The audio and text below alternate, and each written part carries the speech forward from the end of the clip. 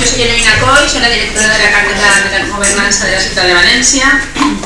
Muchísimas gracias a todos por estar aquí y comunicaros que hoy es el Día Internacional del Derecho al Saber. Es el 28 de septiembre, está declarado por la ONU y es la ocasión que tienen los ciudadanos porque realmente haya transparencia en el dato, que se publiquen los datos, que los datos sean de calidad y que se puedan, en principio, reutilizar, ¿vale? Y como habéis visto anteriormente, pues todo lo que se ha hablado muchísimo del dato. Los datos tendrían que estar en abierto, tendrían que ser reutilizables, los modelos de datos tendrían que estar bien hechos, y lo que vamos a hablar es con 4 invitados muy buenos en estos temas y además en el tema de la descarbonización de la movilidad. Y la moderación que vamos a hacer en esta mesa es respecto a las administraciones públicas. Entonces, pues nada, gracias al Ayuntamiento de Valencia por también estar presente en estos temas para aportar también desde su punto de vista si quisiera alguna aportación. Y empiezo presentándoos a mis compañeros, ¿vale? Empiezo con Josep Chiner Palmis, director de movilidad de la MT de Valencia, responsable de la planificación, operación y mantenimiento de la red de transporte público de autobuses de la ciudad, así como de la estrategia de movilidad.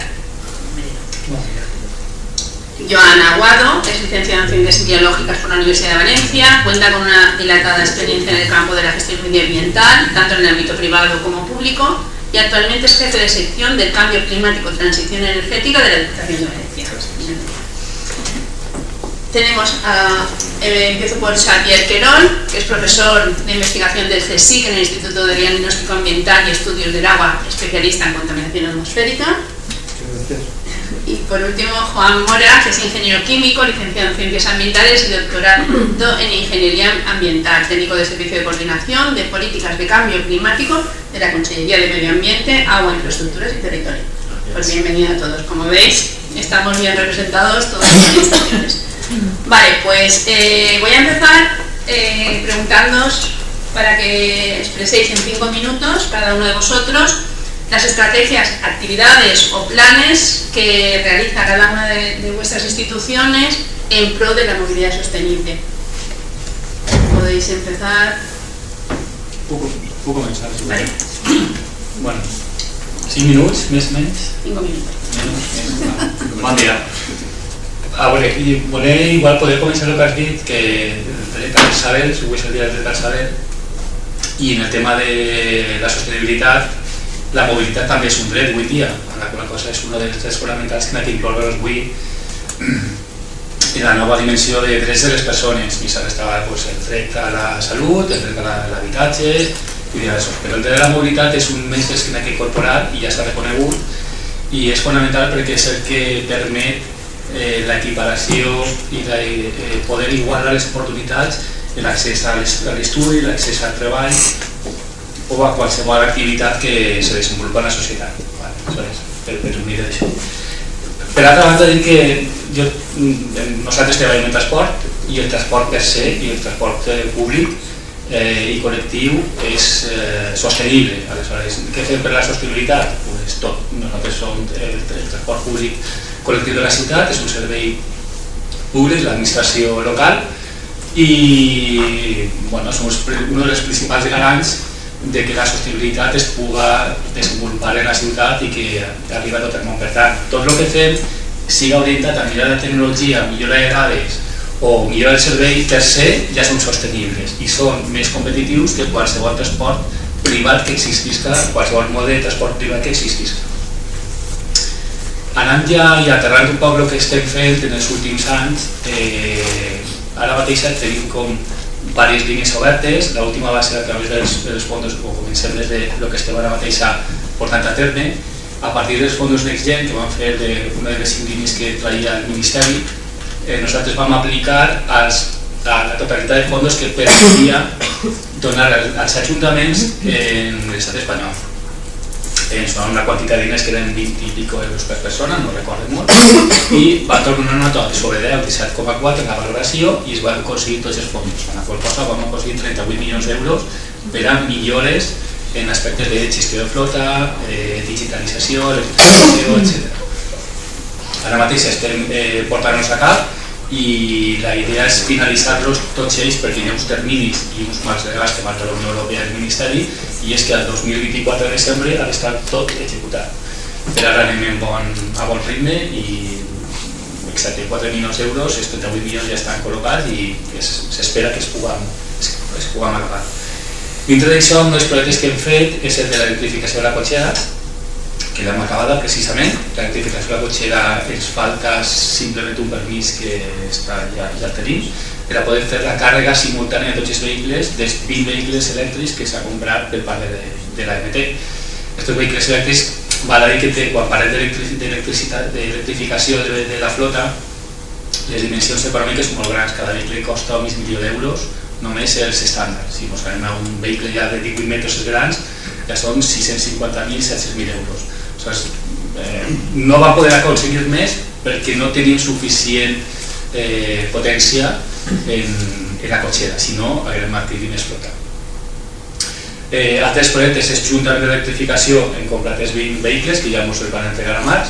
Hem fet un projecte també molt interessant i molt ambiciós de gestió de dades, integració de dades, digitalització, que abarca tant la part de software com la part de hardware. La part de hardware seria la incorporació dels equips SAES, panels d'estimació de temps d'informació a l'usuari, en les parades, sistema de licitació, també la incorporació del nou sistema de ticketing i pagament a través de diverses modalitats, que ja està implantat pràcticament al quasi 90% en tota la flota i que permetrà, a més, altres opcions i altres modalitats, inclús intercanvi entre les administracions de la part financera, d'obrir molts camps.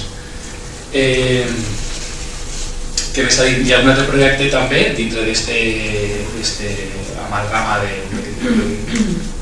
línies de treball, que es diu Ciudades Conectadas, que juntament amb altres 6 ciutats de l'estat espanyol el que es volia fer era unificar i aprofitar aquests fons per fer licitacions i per fer intercanvi d'informació entre totes les operadores de transport públic en Espanya, que també estem portant a terme.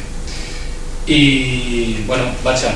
L'última també a nivell més operatiu i que ha sigut de molt bona acollida va ser l'implantació de la xarxa nocturna i ha sigut una iniciativa, la veritat és que ha sigut molt bonica perquè ens ha ajudat de totes les operadores del món per a veure com ho havíem fet, ja que habitualment el que existeix a la xarxa de transports, no en el metro, que van sempre el mateix veí, però sempre el que és autobusos, hi ha una xarxa del dia i una xarxa de la nit, és completament diferent. Què passa? Que la xarxa de la nit acaba sent molt residual, amb poc servici i amb unes línies i un recorregut que poc té a veure en les necessitats de la gent i que és completament diferent de la del dia. Fins i tot jo ni me la coneixia moltes vegades, perquè té un recorregut a més molt revessats, molt llargs, amb poques opcions a poder transbordar. El que vam fer és un canvi de modalitat i vam allargar la xarxa de la nit durant 24 hores. Això el que permetia era que la gent no hagués de pensar i que pogués continuar el servici. Ens ha augmentat la demanda en més d'un 120% en només en uns mesos i ja cap al 200% i encara no acaba de créixer. Vale, muy bien, sí. Vale. Bueno, en primer lugar, buenos días.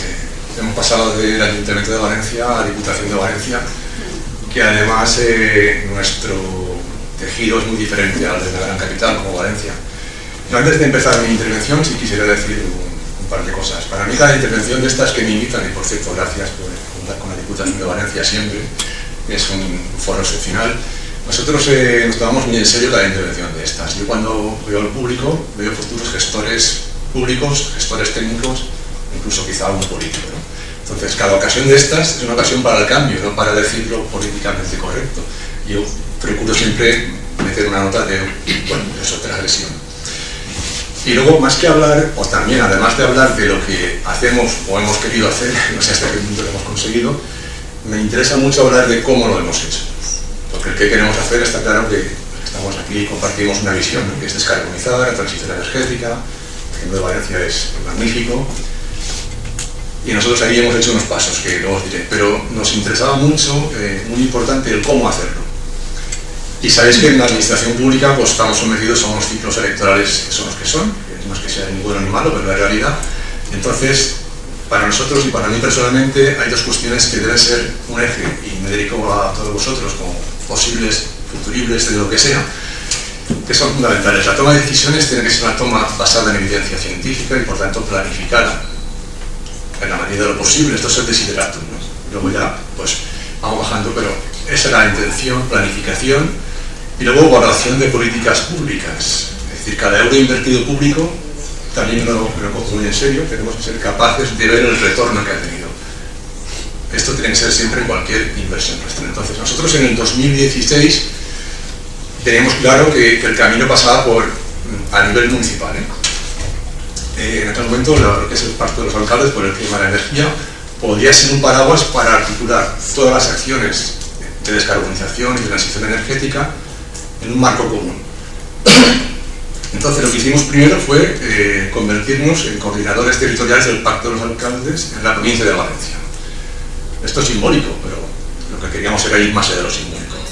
En aquel 2016 teníamos 17 ayuntamientos de los 269 de la provincia adheridos al pacto. Hoy son más de 240, que en sí mismos tampoco tiene mucho interés. Adherirse es relativamente fácil. Lo importante empieza a ser que tenemos 220, algo más, con planes de acción ya redactados y aprobados. Este camino lo hemos hecho porque la Diputación se convenció de que era una necesidad y una oportunidad, y porque durante varios años hemos dado subvenciones para la redacción de planes de acción. Y el plan de acción puede ser un documento más en un ayuntamiento o una hoja de ruta. Nuestra intención es que fuese una hoja de ruta.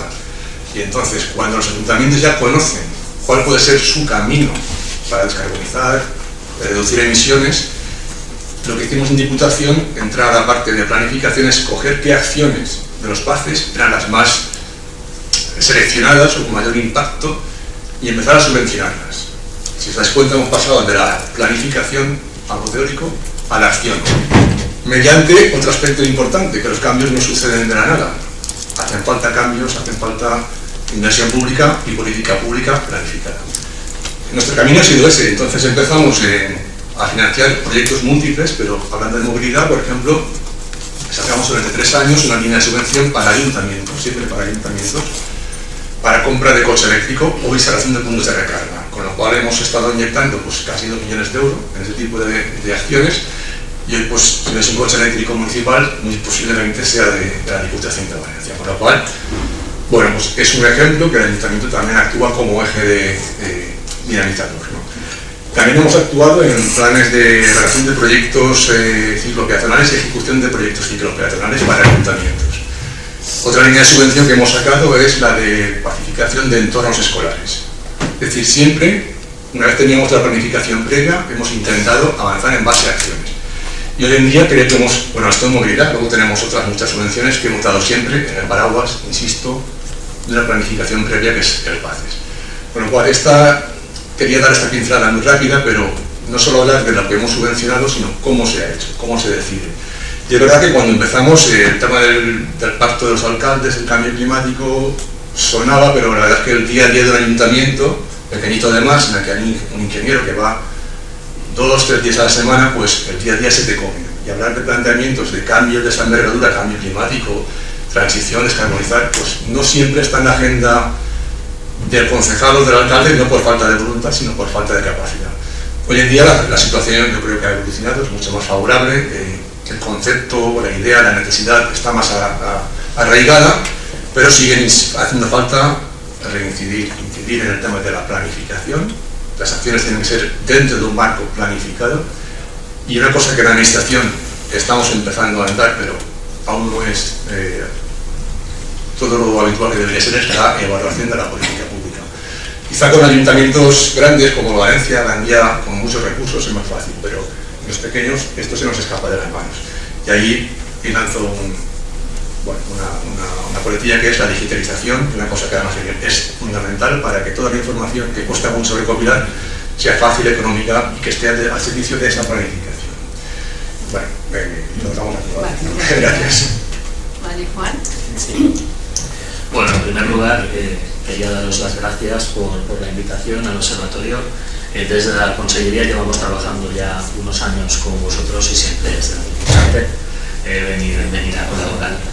Bien, nosotros desde la Consellería, en principio lo que tenemos, bueno, está claro, después de que se ha hablado a nivel municipal, se ha hablado también a nivel supramunicipal, pero a nivel diputación, nosotros trabajamos más desde una visión estratégica para toda la Comunidad Valenciana. De hecho, un poco la partida de la sostenibilidad o de la movilidad sostenible desde un punto de vista planificado de la propia Generalitat surge de la Estrategia Territorial Valenciana hace ya unos 12-13 años. A partir de ahí, y ya relacionado con esto, tenemos la Ley Valenciana de Movilidad, que es del año 2011, que ya establecía en principio la obligatoriedad en 4 años de que se diseñaran PEMUSes en los municipios de más de 20.000 habitantes o de una movilidad equivalente. Esto en la práctica, la realidad ha superado ampliamente estas previsiones, porque en la práctica municipios incluso mucho más pequeños están haciendo ya trabajo en el marco, sobre todo, como comentaba Joan, del PACES, para desarrollar sus propios planes de movilidad. También es verdad que las diputaciones han dado un empujón ahí muy importante y es algo que desde la Generalitat también se agradece, porque ayuda mucho que al establecer un marco en el que los municipios incluso más pequeños ya se ven involucrados, nos ayuda mucho a llegar a los objetivos finales a nivel de la propia región, ¿no? Al hilo de esto, nosotros desde Cambio Climático, que es de donde yo vengo, pues también hemos estado moviendo subvenciones para los municipios a través de los programas del PIMA y del PACES también. Se han subvencionado ayudas de adaptación, pero también se han subvencionado ayudas de mitigación relacionadas con coches eléctricos, puntos de recarga. Y bueno, además de todo eso, pues claro, nosotros también estamos trabajando desde Cambio Climático en estudiar a medio plazo qué medidas se pueden desarrollar para poder trasladar los objetivos que tiene el PNIEC en cuanto a movilidad sostenible al ámbito de la Comunidad Valenciana. ¿Vale? En fin, es que tranquilo. Me veo superado antes que vosotros por... No te preocupes. Vale, ¿y Xavier? Bueno, pues muchas gracias por invitarme. Nosotros admiramos mucho los trabajos que se hacen desde el observatorio y creemos que han puesto a Valencia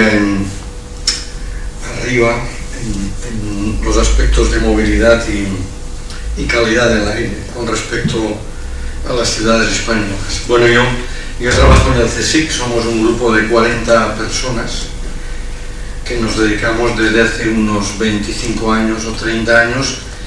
Estamos trabajando en el gap entre ciencia y administración para temas ambientales, ¿no?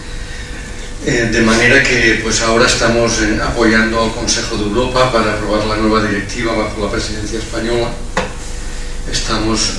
Bueno, yo he estado una vez en el Consejo, pero quiero decir apoyando al funcionario que está llevando el tema, ¿no? A ver si se aprueba ya pues el primer plan de calidad del aire que aprobó el Consejo de Ministros el 4 de noviembre del 2011 por parte de la ministra Aguilar. Rosa Aguilar, pues lo redactamos en gran parte nosotros, es donde se proponían las zonas de bajas emisiones.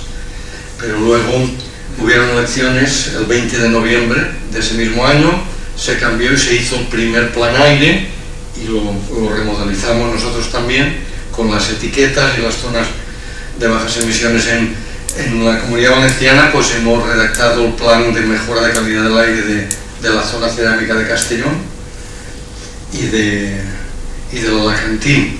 Entonces ahí detectamos problemas de arsénico por la industria.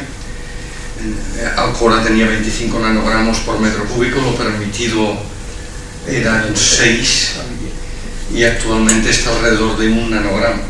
O sea, es un ejemplo de cómo se puede ganar dinero industrialmente sin ensuciar eso, ¿no? Después, en cuanto a movilidad, pues lo principal en nuestro caso son los proyectos ReUrbans que lideramos con 5 ciudades de Europa, del sur de Europa, en donde diseñamos una estrategia que había funcionado en muchas ciudades compuesta de 5 medidas que luego las podemos aplicar sobre la movilidad, ¿no? Nos dieron el premio al mejor proyecto verde, de ciudad verde de Europa por el comisario de la Dirección General de Medio Ambiente en 2018. No nos dieron ni dinero ni nada, pero si nos apoyan, te dan esto, quiere decir que la Comisión Europea creía en lo que nosotros proponíamos. El proyecto Reurbans, que estamos liderando ahora, tenemos unas 20 ciudades y parece ser que la futura calidad del aire evolucionará por partículas ultrafinas, potencial oxidativo. Estos son los nuevos parámetros que en el artículo 10 de la nueva directiva saldrán, y entonces pues ya estamos dando el informe a la Dirección General de Medio Ambiente y a otros sitios sobre esto, y aquí en las partículas ultrafinas el 80% es tráfico rodado. Y luego el otro tema que nosotros tratamos, en el cual pues tenemos un proyecto con Audi, por ejemplo, es sobre el tema, lo que llamamos Non-Exhaust Vehicle Emissions, ¿no? Hablaremos luego, si queréis, de la Euro 7, qué valor límite tiene para el desgaste de frenos, las partículas, con respecto al tubo de escape, y veréis. Ahora lo que emite un coche en partículas, un coche nuevo, en gran parte son desgaste de frenos y ruedas, ¿no? Y esto es un problema que merece un enfoque diferente. Y nada más, luego podemos discutir de lo que consideréis necesario. Muchas gracias. Vale, pues empezamos contigo, Josep. Sí. ¿Nos cuentas un poquito el principal reto que tiene que alcanzar el transporte público en Valencia? Pues, bueno, me resulta muy interessant també les aportacions dels companys, perquè tant en el cas de la Diputació com en el cas de la Generalitat, en el cas de sí que és una altra història, però nosaltres hem pogut assolir els fons que les administracions han posat a disposició de les empreses i dels ajuntaments, i en aquest cas nosaltres, per posar un exemple, amb l'IBACE hem aconseguit 4 milions d'euros al voltant de cada una de les propostes que s'han llançat cada any. O sigui que per nosaltres ha sigut, la veritat és que molt útil. És a dir que, per aquesta banda, nosaltres també treballem colze a colze amb les administracions, i sempre que hi hagi alguna cosa nosaltres estem atents a veure quines són les iniciatives que es podem acollir. Els reptes que tenim, des del punt de vista de l'àrea metropolitana, ara mateixa, i des del punt de vista del transport, tenim una assignatura pendent de la integració de tots els sistemes i de la planificació. I ahir t'agafo la paraula, perquè és molt important que quan posem en marxa les iniciatives tant de les infraestructures com els plans operatius de cada una de les operadores i de mobilitat per a l'àrea metropolitana estiguen interaccionades, interllaçades, per aconseguir la màxima eficiència i maximitzar l'impacte que té sobre la societat. Una de les mesures que ha sigut, la veritat, molt ben acollida per tots nosaltres, jo crec que en més o menys mesura tots l'hem aprofitada, ha sigut la rebaixa de les tarifes en el transport públic, que ha sigut un revulsiu per al tema de la demanda i per a deixar el cotxe a casa, que a la vegada també ha ajudat a pal·liar en certa mesura el problema de la inflació. Però a nosaltres no ens interessa tant el tema de la inflació, que ja els polítics els que tenen que encarregar-se d'això, però sí afavorir aquesta transició energètica i aquest canvi de model. Aleshores, un dels principals reptes que tenim és la integració i que l'administració ho tinguin clars, que no l'administració municipal o la local o la Diputació o la Generalitat cadascuna treballi d'una manera aïllada, sinó que intenten col·laborar en la mesura del possible, deixar de banda els problemes polítics que pugui haver, que existissin, és la realitat, i que deixen a la part tècnica, a la part de planificació i a la part científica treballar en aquest aspecte per a poder garantir el màxim de la mobilitat de tot el món i maximitzar totes les inversions. I per acabar, i també agafar un poc el que havíem dit, hi ha un estudi molt interessant que el va fer la TMB, el TMB, que és el Transports de Barcelona, Municipal de Barcelona, en aquest estudi el que diu és que es recomana en la lectura que per cada euro que s'invertís en mobilitat pública, en transport públic, la reversió sobre la societat és de 20 euros, és a dir, que el guany és de 20 a 1. Per tant, la despesa pública no és una despesa, sinó que és una inversió. Això s'ha de tenir clar. Gracias. Vale, vamos contigo, Joan. ¿Qué adecuación de las estrategias a la realidad territorial tenéis por parte de la Diputación? Claro, hay una cuestión que pensamos que es muy importante que tengamos en cuenta siempre cuando trabajamos en el territorio. Y esta situación que voy a compartir, ¿no? Porque es una reflexión en voz alta, cuanto más lejos está el órgano decisor, más tiende a equivocarse con determinados qué tipo de tipología de territorio tenemos. Me refiero concretamente a que hay una tendencia muy positiva que es hacer PEMUs para esa movilidad urbana. Me parece genial.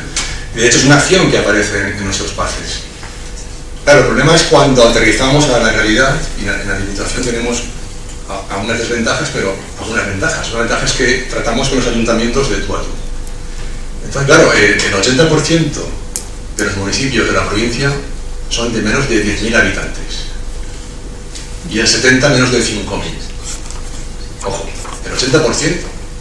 Claro, hablar de un PEMUS individual en cada uno de estos 220 municipios, pues igual no tiene sentido, ¿no? Aunque yo sé que ha habido una reacción positiva de vamos a hacer PEMUs, igual conviene parar un poco, evaluar. ¿Tiene sentido que ayuntamientos con 5.000, 7.000, 10.000 habitantes, que son el 80%, insisto en la cifra porque es muy clara, cada uno redacte su PEMUS? Es más, ¿tiene sentido esto cuando resulta que el principal uso del coche privado se da en el transporte externo, exterior, intermunicipal? En mi opinión, no. Y es un error que sigamos con la inercia, es decir, más PEMUs sin pararse a pensar. Por eso antes decía lo de planificación con base de evidencia científica. No podemos seguir por ahí, igual en estos municipios, que solo nada más acogen el 20% de la población, que tenemos esta particularidad territorial. Pues igual hay que plantear planes comarcales, seguro que supramunicipales. Ese cambio de escala es fundamental y si no hacemos una política adaptada a esta realidad vamos a fracasar. Porque un ayuntamiento de 5.000 habitantes, ¿qué vamos a peatonalizar? Es que si lo pensamos bien no tiene mucho sentido. Y por otra parte tenemos que el 60% de la población se distribuye básicamente en 19 municipios. Ahí sí que tiene sentido un PEMUS, entendido como tal. Pero incluso aquí, claro, pues tenemos Valencia, que evidentemente tiene un reto enorme de pacificar o transitar hacia un modelo no fósil de movilidad. Pero somos 5 municipios, Valencia muy grande, Europa Paterna, Gandía, Torrent, Sagunto y poco más. El resto ya bajamos de nivel. Entonces, sigue siendo un eje a abordar la movilidad intermunicipal. Y antes he llegado a la hora de ver la magnífica exposición de Edgar, se veía perfectamente los flujos de movilidad. Esto es lo que tenemos que sentarnos con los gestores políticos, los técnicos y científicos y abordar de forma seria este reto. Y a eso me refiero cuando la Diputación sí que pisamos en este sentido, no digo que los demás no lo hagan, pero es que nosotros si no lo hacemos encima nos regañan, ¿no? Porque es nuestra obligación. Claro, cuando tú vas a un municipio de la Serranía o de Altemuz y a venderle la movilidad sostenible, pues... Y luego ayer estuvimos con un alcalde que, no diré el nombre del municipio, pero 300 y poco habitantes, 6 núcleos de población. Véndele un PEMUS. La realidad científico-académica, administrativa, lo pongo también nosotros evidentemente, no siempre va de la mano de la realidad territorial. Y en la medida que no nos adaptemos a esa realidad, va a ser muy difícil progresar de forma más allá de lo simbólico o del esfuerzo, porque realmente hay una voluntad, pero no encuentra el cauce. El cauce tiene que ser planificación con sentido territorial. Y ahí tenemos que sumar todos y lo estamos haciendo. Yo no soy demasiado optimista en cuanto al futuro del planeta ni la humanidad, pero sí que soy optimista en corto plazo. Creo que hay una etapa de confluencia de agentes muy interesante, al menos yo la percibo así, y creo que es un momento para el cambio. Por eso insisto, cada reunión de esta que hagamos, seamos 20 o 200, tiene que ser una reunión de militancia. ¿Está usted concienciado con la encuesta? Sí, el 80% de la población dice que está muy preocupada por el cambio climático. Pero luego los buenos locos no paran de sumar, ¿no? Entonces tenemos que atacar el cambio y eso lo hacemos con estas reuniones. En la Diputación tenemos el equilibrio, es difícil de dar servicio procurando planificar, pero insisto, es complicado. Pero bueno, la administración autonómica en este caso, además con un bagaje técnico enorme, puede sumar, los ayuntamientos importantes pueden liderar y yo creo que la universidad evidentemente aportar conocimiento, pero es necesario. Y termino ya, no me extiendo más, pero estoy viendo un libro de un sociólogo norteamericano que es genial porque plantea, esta es pregunta lo que yo vengo preguntándome y no encuentro la respuesta, que es cómo se producen los grandes cambios, los de verdad que se quedan. Entonces, bueno, más o menos voy a meter el libro, pero dice, hay tres modelos, el tipo pirotecnia, que es 1 a 1, y el tipo red de pescador, nodos. Pues estamos trabajando con el concepto del paradigma de pirotecnia, que es el cambio es más rápido, se traslada más rápido, pero desaparece enseguida. El red de pescador, que es a base de nodos, como hay más redundancia, progresa más lentamente, pero es el que está detrás de los cambios importantes, derechos civiles, el Me Too, casos Rubiales, todo esto. Entonces tenemos que aprender en conjunto y sumarnos a la red de pesca. Y insisto que para mí es un placer estar aquí porque estamos en una pequeña red de pesca. Bueno, gracias. Muchas gracias. Bueno, Juan, te toca responderle todas las cosas que está diciendo y además podías contarnos la situación de las emisiones que hay a nivel de la comunidad en transporte y si piensas que hay alguna solución para ello. A ver, en primer lugar, ¿no? Respondiendo un poco a Joan, pues en la Generalitat sí que la Consellería sí que es consciente de que donde hay que atacar, o sea, creo que todos lo tenemos más o menos claro, que donde hay que atacar es en la movilidad metropolitana o intermunicipal, no tanto la intra. Eso, claro, de hecho, desde movilidad han hecho un trabajo muy interesante con los PEMOMES. O sea, el PEMOME del área de Valencia, el PEMOME de Alicante y el PEMOME de Castellón, que se basan en unas encuestas amplísimas, que supongo que es de donde que deben ser de las que aquí habéis trabajado con ellas. Sí que analizan muy en profundidad todo lo que habría que hacer, incluso pues eso, por ejemplo en Valencia capital, una de las conclusiones a las que se llegó es que será necesario en algún momento desdoblar algún túnel de metro del área central porque por los tramos que van por debajo de la calle Colón hay demasiado, o sea, están casi al límite de su capacidad, ¿no? Y también estaban pensando pues eso, en ampliar de alguna manera más la red mallada de transporte en la red metropolitana y además de una manera ya muy extensa, porque hablan de la primera corona metropolitana y también de la segunda, o sea, llegando hasta Sagunto, el interior por lo menos hacia Giria y en el sur incluso hasta Gandía. Un primer paso muy interesante que se ha dado en eso también es la integración tarifaria de Castellón con el área metropolitana de con Valencia a través del tren de cercanías, que era algo lógico y que debería de trabajarse más, porque de hecho aún se está trabajando. Faltaba, no sé si se ha llegado ya al acuerdo, pero la última vez que hablé con los responsables de movilidad, faltaba llegar al acuerdo con Castellón Capital, me refiero, porque tú puedes coger ya un tren en Castellón, si no recuerdo mal, por 2,40 o algo así, y te puedes venir a Valencia y al bajar en Valencia coger el metro, el autobús, etcétera. Este tipo de medidas son a las que tenemos que ir. Si queremos que la gente deje de usar el coche, hay que ponérselo fácil, si no, no van a dejar de usarlo. ¿Vale? O sea, eso lo tenemos claro y además, y al hilo de lo que tú has dicho, sé que a nivel autonómico nos hemos centrado mucho en las áreas metropolitanas simplemente por el volumen de población que tienen, pero habrá que abordar algún día también las áreas interiores y comarcales. Yo estoy totalmente de acuerdo con lo que tú has dicho. Ahora, pasando al otro ámbito del que yo quería hablar, que es el tema de las emisiones, para contextualizar lo importante que es el transporte realmente en las emisiones de gases de efecto invernadero que tenemos. Y aquí ya me pongo yo mi gorro de cambio climático, ¿no? Hablamos desde dos puntos de vista. Desde el punto de vista energético, ¿vale?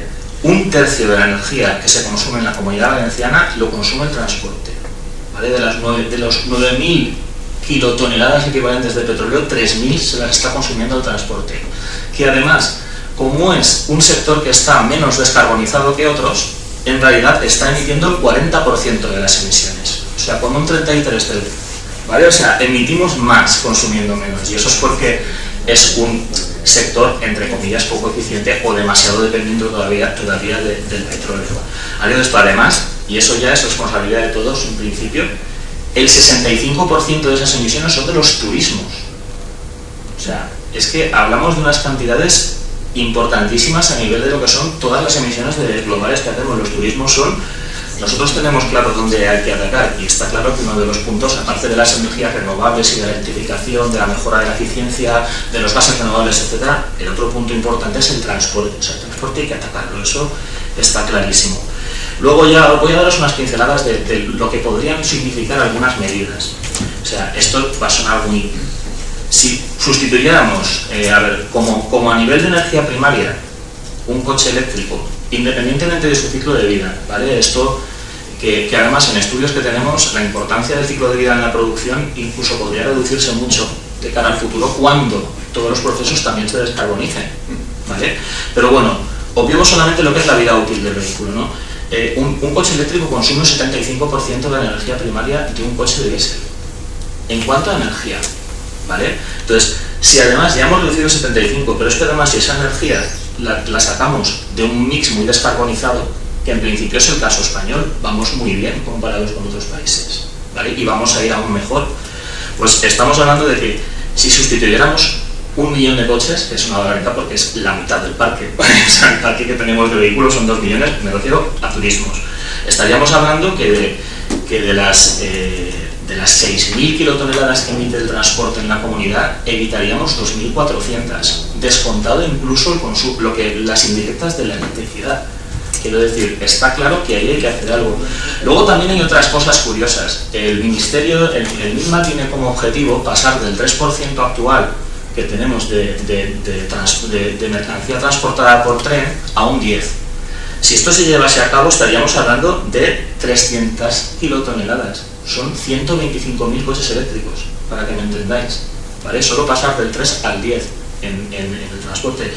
Y luego ya, pues bueno, otra de las cosas que nos está pasando a todos sin darnos mucha cuenta, no son los biocombustibles. Los biocombustibles no abaten energía, porque seguimos en el mismo sistema, seguimos quemando combustible, pero sí que abaten muchas emisiones. Entonces, en la actualidad y con todos los objetivos que tenemos previstos para el año 2030, estaríamos hablando de que si llegamos al porcentaje de biocombustibles que se pretende, evitaríamos 500 kilotoneladas, que es muchísimo. Entre todo podemos, si fuésemos ambiciosos y además sabemos lo que hay y toda la sociedad va junta, como dice Joan, podríamos llegar a reducir la mitad de las emisiones en una década en el transporte. Lo que pasa es que, claro, el esfuerzo es muy importante también para la economía. Entonces, seguramente iremos a un ritmo más relajado. Muchísimas gracias. Bueno, y para finalizar, Xavier, desde tu experiencia como especialista en contaminación atmosférica, dinos cómo ha afectado el impulso de las medidas de políticas de la calidad del aire. Explícanos un poco cómo lo ves desde tu punto de vista. Gracias. Bueno, la primera medida es tener la directiva, ¿no? Porque la directiva es como el que le da el palito al culo del burro para que se vaya moviendo, ¿no? Entonces la directiva, hay 3 cambios importantes, muy importantes. El primero es que los valores límite, por ejemplo, cuando entre en vigor, esperemos que no sea así, pero muy probablemente la mayor parte de Valencia incumplirá el óxido de nitrógeno, porque pasamos de 40 a 20. De PM2,5 de 25 a 10, de PM10 de 40 a 15, ¿vale? Y eso aún no es lo que pide la OMS, ¿vale? Entonces, el Parlamento la semana pasada propuso unas enmiendas que lo aprobaron 350 votos a favor y 250 en contra, pero se aprobó que el 2035 entren en vigor los valores límite de la OMS, los valores guía de la OMS, ¿vale? Que aún son más estrictos. Ese es el primer cambio, ¿vale? Esto no se había cambiado de PM10 desde 1999, ¿vale? Entonces va a ser un cambio. Segundo cambio, lo que reconoce la Comisión Europea es que en la sanción se ha sido muy lento, de manera que el Tribunal de Luxemburgo dictó sentencia contra Madrid y Barcelona el año 2022 cuando el incumplimiento era desde el 2010 por el N2, 12 años más tarde. Entonces se va a agilizar el tema de sanciones, muy rápido, ¿vale?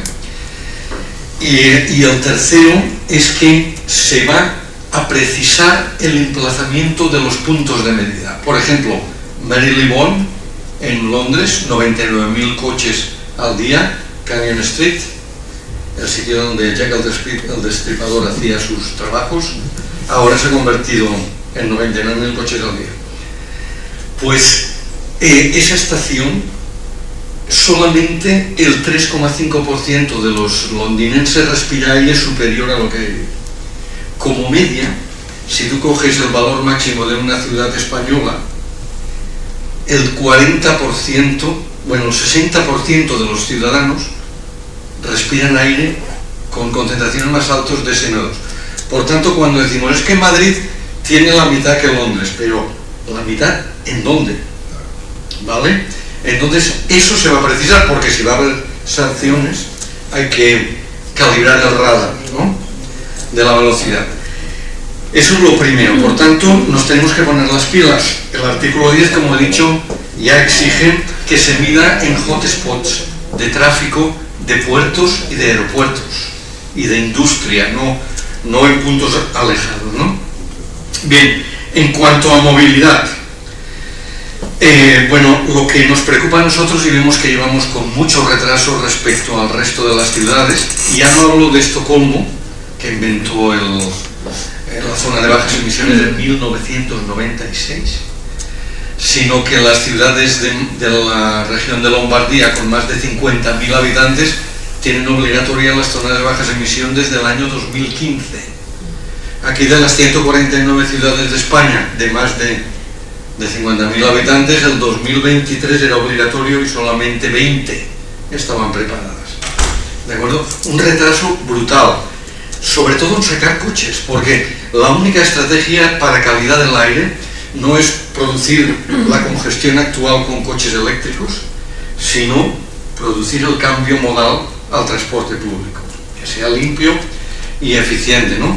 Esa es la primera. Segundo, que no he oído hablar y es clave en las ciudades, es la última milla, lo que llaman los Urban Freight Distribution en inglés, que son furgonetas que están 12 horas dando vueltas por la ciudad.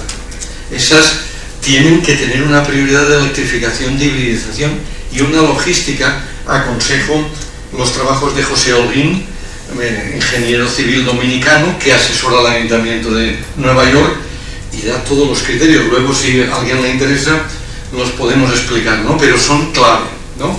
Y la tercera, el reurbanismo, ¿no? Cuando ya hemos reducido el número de coches, tenemos que alejar los ciudadanos del coche, de los geriátricos, de los parques infantiles, etc. En muchas ciudades se ponía una gran vía urbana de tráfico y en la acera parque de juego para los niños. Eso es arcaico y aún se está haciendo, aún, ¿no?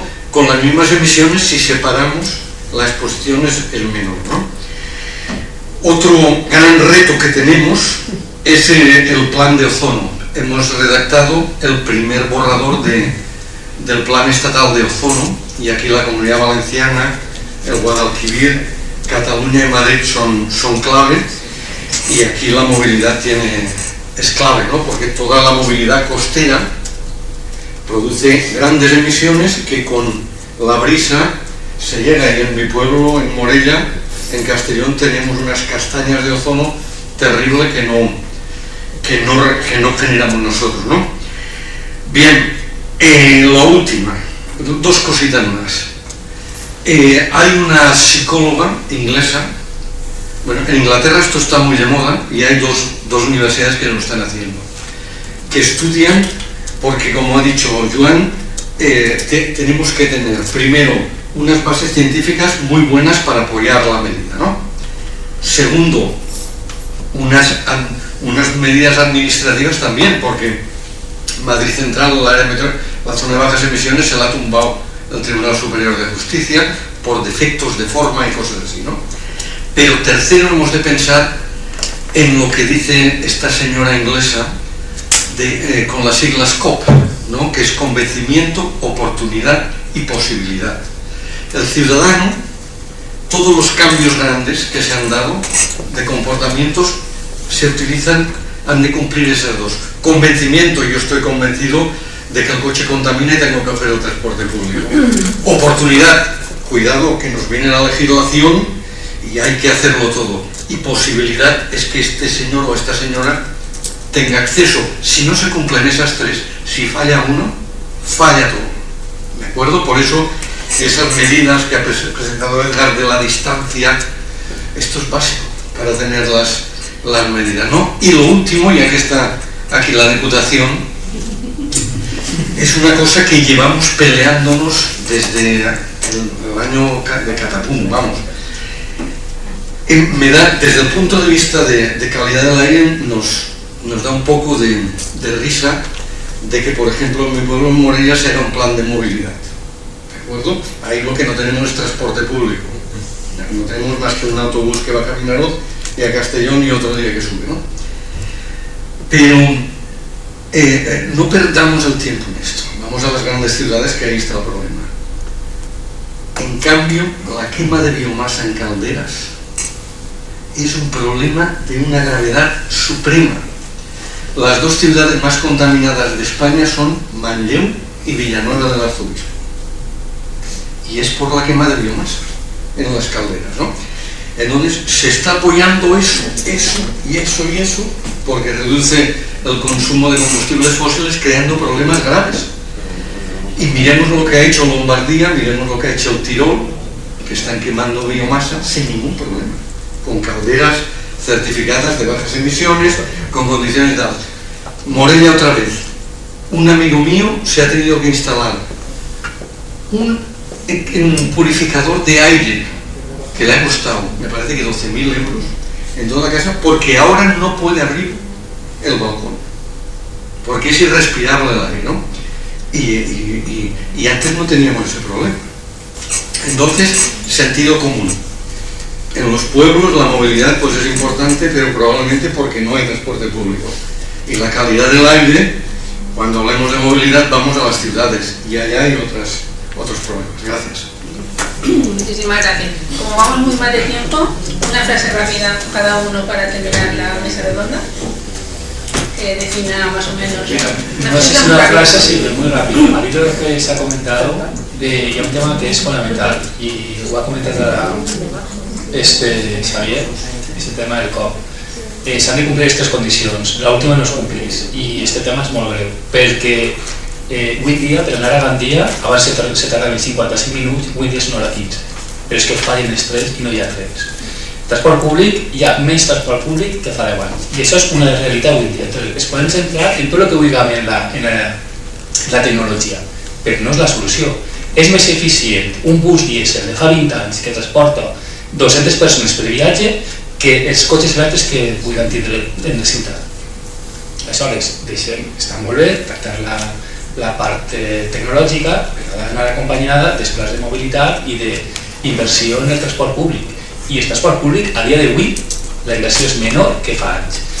D'anar de Morella a Vinyoles no en autobús, però es tarda més en anar a Pego des de València que en anar a Madrid i tornar. I a més tenim possibilitat física. Per tant, estem patint una desinversió que en teoria va desalineada en els missatges que s'estan donant. Aleshores, tenim poca capacitat de ciutadans per a poder transformar-ho, si no simplement gastant 30.000 euros en un cotxe elèctric. Moltes gràcies. No te voy a ser ahora sí que muy telegráfico, o sea, al final si tengo que resumir así como las puestos de deber, pues ambición realista desde lo local, teniendo en cuenta lo local. Creo que ese es un buen paradigma para guiar la política pública. Y gracias.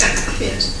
Bueno, a mí me gustaría decir que quizás se han interpretado al poner como ejemplo la sustitución de 1 millón de coches eléctricos, y eso era un simple ejemplo de lo que abate emisiones. O sea, pero quiero aclarar que desde el punto de vista de Consellería está muy claro que el cambio modal es importante, que la mejora del transporte público es importante, y lo que se acaba de comentar de los tiempos que cuesta ir a Madrid comparado con lo que cuesta internamente de la comunidad, es un tema a estudiar muy a fondo. El cambio modal es importantísimo y el de mentalidad, y no solo el tecnológico. No, Juan, disculpa si se ha entendido mal, no era ninguna crítica. Yo creo que todo es necesario, como cualquier problema complejo, un puzzle, necesitan meterle 7 o 8 fichas para ver el contenido, ¿no? Y la electrificación es clave, ¿no? Bueno, yo, gracias, quiero decir que gracias que somos europeos.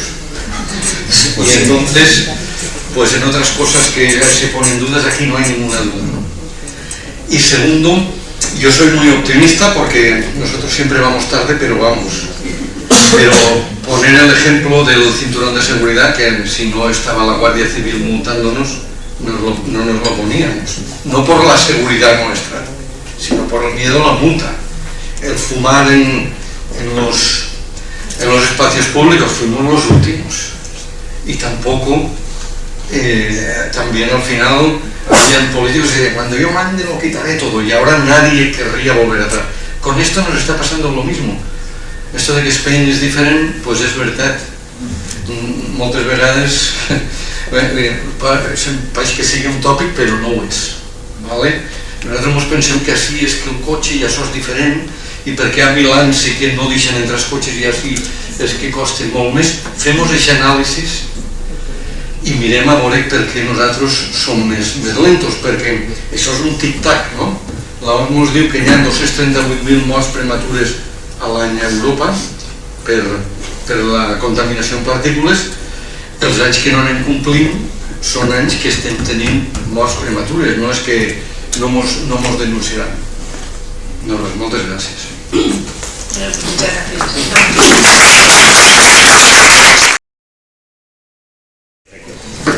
Adelante. Como decía nada más en la introducción, esta mesa ya llegó orientada más al tema de la colaboración público-privada y ver la visión de las empresas y los sectores productivos industriales sobre la transición energética, ¿no? Así como la anterior ha sido más bien la visión institucional desde el punto de vista. Entonces voy a presentaros a los ponentes que nos van a dar en unos 5 minutitos, ¿no? unas pinceladas de lo que es su visión en general sobre el asunto que nos trae, que es el asunto de la movilidad sostenible. Y empiezo a mi izquierda por Jackie Sánchez Molero, disculpa, y ella ha estado en su trayectoria profesional vinculada a las actividades de innovación como ingeniera agrónoma, que es de esta casa, ¿no? De la universidad, o sea que estás aquí en tu casa, y estás actualmente como directora de AVIA, ¿no? De AVIA, que es el clúster de automoción y movilidad de la Comunidad Valenciana. Entonces, sin duda ninguna, AVIA tendrá mucho que decir, ¿no? Sobre la problemática de la movilidad sostenible y el futuro, ¿cómo lo ves? Sí. Hola, pues gracias por la presentación y gracias por invitarme. Como bien han dicho, yo soy Jackie Sánchez Molero, soy la directora del clúster valenciano de movilidad y automoción. Y bueno, antes de dar un poco la opinión, ¿no?, sobre el sector y cómo lo vemos desde la parte más industrial, que es a la que yo represento, quería dar unas pinceladas sobre lo que supone la industria de la automoción y la movilidad desde el punto de vista industrial en la Comunidad Valenciana. Nosotros en el clúster tenemos 119 empresas asociadas. Esas empresas son las ya conocidas por todos, ¿no?, desde Ford, que no hace falta presentaciones, hasta todos los proveedores de la cadena de valor, que trabajan todos pues para hacer esos automóviles que conocemos. Además tenemos otras empresas que están más en el marco de lo que conocemos como movilidad. Por dar algunos datos que yo creo que son significativos, solamente las 119 empresas que nosotros tenemos asociadas tienen 25.000 personas trabajando en ellas. Eso supone un 8,5% del PIB de la Comunidad Valenciana y casi un 10% de toda la actividad industrial en nuestra comunidad, ¿no? Eso nos da también, pues, eso que estabais diciendo, ¿no?, de ese enfoque industrial y cómo lo vemos desde el punto de vista de las empresas. Entonces, yendo al tema que nos ocupa, que es la movilidad y la transición hacia la movilidad, las empresas realmente tienen un gran reto ante ellas, ¿no? Es un reto maravilloso y a la vez difícil, que es transformarse hacia esta nueva movilidad que tiene que ser inteligente y sostenible, no hay otra opción, ¿no? Entonces, desde nuestra asociación, desde nuestro clúster, quisiera contar un poco lo que hemos hecho nosotros en este sentido.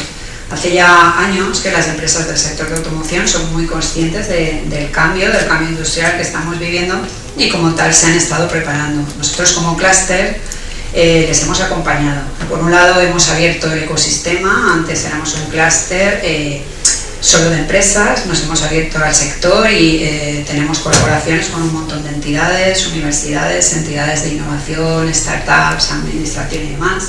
Después hemos puesto, hace 3 años, pusimos en marcha un área de innovación dentro del clúster, cuyo fin, que se llama Mobility Innovation Valencia, y cuyo fin es impulsar esa diversificación, porque las empresas que llevan más de 20 y 30 años en el sector de la automoción clásica, pues obviamente necesitan adaptarse, ¿no? No es lo mismo hacer un coche de combustión, por ejemplo, que un coche eléctrico, pero además han entrado otros factores como temas Smart Cities, micromovilidad, etcétera, que supongo que luego saldrán, ¿no?, como tema en la mesa. Entonces, les estamos acompañando, les hemos acompañado en esta transición y además estamos fomentando muchísimo las actividades de networking. Eso es muy importante porque así se facilita un poco el diálogo entre los agentes, entre los distintos agentes implicados para hacer este tránsito, ¿no?, para esta trayectoria que llevamos. Y luego, por supuesto, pues también hacemos temas de formación a medida y demás, pues para facilitar todo esto que estamos diciendo. Muchas gracias. Luego haremos unas preguntas, ¿no?, que tenemos aquí, seguro que hay inquietudes y profundizamos más en algunas de las cuestiones que has apuntado, siempre interesante. Yo por seguir a mi izquierda voy a presentar a Ángel Moya, ingeniero industrial por la UPV, trabajando actualmente como Project Manager en ETRA I+D. ETRA I+D es un buen socio y colaborador nuestro en muchos proyectos, como por ejemplo el que he presentado antes, Edgar, un proyecto Apple, y otros que hemos hecho juntos, ¿no?, donde la tecnología, ¿no?, juega un papel fundamental también en el tema de la cuantificación y de las emisiones. Entonces, si nos das, por ejemplo, tu visión, ¿no?, sobre toda esta problemática. Sí, hola, buenos días a todos y en primer lugar gracias por la invitación. Es un honor volver aquí a la universidad, ¿no?, donde hemos pasado tanto tiempo. Al final, ETRA I+D es una empresa de más de 100 trabajadores con más de 40 años de experiencia y nuestro principal negocio es el transporte y la movilidad. También otras áreas como la energía y la seguridad, pero nosotros empezamos desarrollando los sistemas de control de tráfico que tenemos en muchas ciudades de España, y también los sistemas de gestión de flotas y los SAE para los operadores de transporte público, que son al final nuestros clientes. Entonces, partiendo de esa base, como nuestra actividad es en el transporte público, ahí ya estamos haciendo, como comentaba antes Josep, movilidad sostenible, porque es nuestro principal modelo de negocio. En el tema de la gestión de tráfico, sí que es verdad que antiguamente pues la idea era pues favorecer el tránsito, ¿no?, que no hubiesen bloqueos en las calles, la seguridad, y cada vez más eso está yendo a la movilidad sostenible. Entonces tenemos muchos proyectos también, por ejemplo Apple, que hemos comentado, donde nosotros estamos integrando el tema de la prioridad semafórica para transporte público, conectando el vehículo con la infraestructura viaria, que también es producto de ETRA. Nosotros hacemos software, pero también hacemos hardware, y los controladores de tráfico que podéis ver en las calles, esos bloques que hay a los lados no muy bonitos, pues son de ETRA, la mayoría de ellos, ¿no? Entonces, siguiendo con el control de tráfico, nosotros también estamos implementando zonas de bajas emisiones y todo lo que ello conlleva, la monitorización, la gestión, el sistema de las cámaras, la identificación de matrículas, etcétera, por ejemplo en Vigo, en Murcia o en Rivas hacia Madrid, que es la zona de bajas emisiones, ya se ha ido comentando, que es otro de los elementos clave. En transporte público además estamos muy involucrados en la electrificación del transporte público y en la electrificación de las cocheras. Somos también gestores de infraestructura de recarga de vehículos eléctricos, entonces pues tenemos un producto que lleva toda la cadena de valor de la electrificación de las cocheras y lo enlaza con la recarga inteligente y con los sistemas de gestión de flotas. Al final el cambio de tecnología de buses de combustión a buses eléctricos lleva asociados muchas particularidades que intentamos solventar con nuestro producto. Luego también otro de los puntos es la multimodalidad. También realizamos paneles de información multimodal porque creemos que la multimodalidad es clave y la información al usuario final pues es un elemento fundamental. y también realizamos mucho en esa área. Y luego al final pues nosotros somos una empresa muy innovadora y en particular en mi departamento pues llevamos la gestión de proyectos europeos, H2020 y Horizon Europe. En el área de movilidad, por ejemplo, tenemos ya más de 10 proyectos, muchos de ellos coordinados o técnicamente coordinados. APER, por ejemplo, la coordinación técnica la lleva ETRA, que es sobre el potencial del transporte público. Tenemos Unchain, que también llevamos la coordinación, que es de logística urbana de ultramilla, que también se ha comentado antes. Tenemos 2 proyectos en electromovilidad que son Userchi y Meister, que también son coordinados.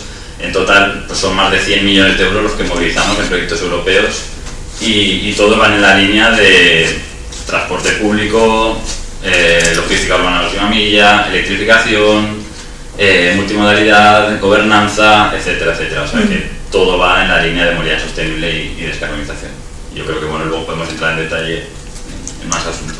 Sin duda, porque seguro que han solicitado muchas. A mí por lo menos hay varias cosas que se me han solicitado. Pero vamos a ir poco a poco, ¿no? A mi derecha tengo el placer de tener aquí a Ander Muelas, con Ander Muelas en una larga relación, ¿no?, en temas de energía, ¿no? Y Ander es ingeniero de la especialidad de técnicas energéticas por Bilbao, ¿no?, por la Escuela Técnica Superior de Bilbao, pero ahora está aquí con su rol de cofundador, presidente de Endurance Motive. ¿Lo digo bien? Sí, perfecto. Que diseña y fabrica baterías de ion litio. Es decir, estábamos aquí hablando de baterías eléctricas y de electrificación. Entonces, me resulta particularmente interesante, ¿no?, la visión de Ander sobre el tema de la electrificación, toda esta problemática de qué manera esta electrificación va a contribuir a la transición energética y de la movilidad sostenible. The floor is yours. Gracias, Javier, gracias a todos por estar aquí. Sí que son años, hablando de energías renovables al principio, muchos años, y ahora de baterías de litio y movilidad. Bueno, en Endurance es una presentación muy rápida de quiénes somos. Somos fabricantes, estamos en Canet de Berenguer. Es una empresa que fundamos Carlos Navarro y yo hace 5 años. Los dos venimos de las energías renovables y teníamos muchas ganas de empezar a controlar los paquetes de batería. En ese momento pensábamos en que iban a ser paquetes de baterías para renovables. Lo que pasa es que en el comienzo del proyecto vimos una oportunidad enorme en movilidad, y digo en movilidad en general. Es decir, no íbamos a hacer las baterías a Tesla, eso estaba claro, ni a nadie parecido, pero vimos varios lugares donde podíamos aportar. Por ejemplo, tenemos 3 líneas de fabricación donde ya llevamos tiempo. La primera es la tracción industrial. La tracción industrial es todas las carretillas, traspaletas, AGVs, todo lo que maneja la logística industrial dentro de las naves. Hay más de 7 millones de máquinas en Europa, 7 millones, que ya son eléctricas. Utilizan plomo y hay un cambio tecnológico a litio. Han empezado ya la transformación, ya llevan varios años, y nosotros somos parte de esa transformación. Nuestros clientes tienen estas máquinas, cambian el plomo y meten la tecnología del litio. Esto mejora un 30% la eficiencia energética. El plomo es de hace ya 2 décadas, de hace ya 2 siglos casi, y esto es una tecnología totalmente nueva. Esa parte es la que nos ha permitido crecer y aprender mucho, también a base de muchísimos chispazos en muchas celdas, porque básicamente nosotros compramos la celda en China, no hay otro lugar, habrá en Europa dentro de unos años. La celda de litio se importa de China, pero le hacemos toda la parte de electrónica y de diseño. El segundo lugar donde estamos trabajando es en el área naval, donde también hay infinidad de barcos que utilizan para servicios plomo, y que nosotros estamos metiendo esas baterías de litio, también mejorando la eficiencia en servicio. Dentro de pocos años, de hecho en el 2030, que también es movilidad, todos los puertos van a exigir, porque los puertos están en las ciudades, van a exigir que todos los barcos entren en eléctrico. Y fijaros el cambio que tienen muy poco tiempo. En otros países del norte, Noruega ha dicho que esto tiene que ser en el 2027, porque realmente es una contaminación y un efecto invernadero que afecta directamente a la ciudad, porque los puertos están en las ciudades. Y luego la tercera línea que estamos trabajando es le llamamos urban, porque son vehículos que están en las ciudades, ¿no? Trabajamos, por ejemplo, con Nuc Rieju, en el último concurso de correos, que ganó Nuuk. Nosotros le hemos hecho la batería, el contenido local era importante y que tengan una batería española en vez de la que utilizaban de Bosch, pues les ha hecho también merecedores de este concurso. Hemos hecho 700 motos, el parque de correos es de más de 8.000 motos, llevan electrificadas unas 1.500 y lo más seguro es que tienen sus planes de acabar electrificándolas todas. Entonces ahí estamos pues muy presentes en ese tipo de concursos. Pasaremos también a la parte renovable, ahora que va a empezar, porque todo esto, la electrificación, como hemos dicho, el mix renovable va a ser importante. Si electrificar en un mix con mucho carbón no tiene ningún sentido.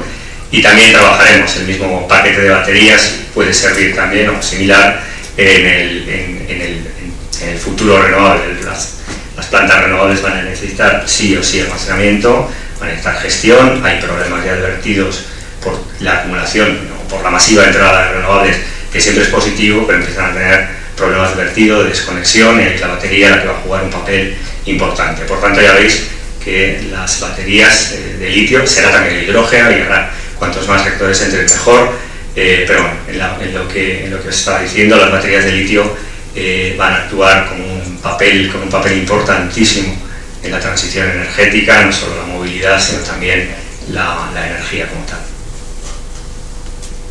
Gracias. Last but not least, os presento a Antonio García Celda, aquí a la derecha, profesor de la Universidad de Valencia, gestor de innovación de I+D y transfer de tecnología de los programas de la Unión Europea, y también ha sido recientemente nombrado como director general de Capitalidad Verde, lo cual aquí es un tema bastante relevante, ¿no? Entiendo que la ciudad de Valencia, ¿no? Así es. La ciudad de Valencia es una de las ciudades nominadas, ¿no? como ciudades referentes, ¿no? En todo lo que es transición energética, cambio, y aquí es muy interesante lo que nos puedes contarnos sobre todos estos aspectos. Sí, primero agradecer a la Universidad Politécnica y a este foro por la oportunidad de poder estar aquí y compartir mesa con Ángel, con Ander y con Jackie, y a ti gracias, especialmente Javier, por invitarme. Y pues como bien dices,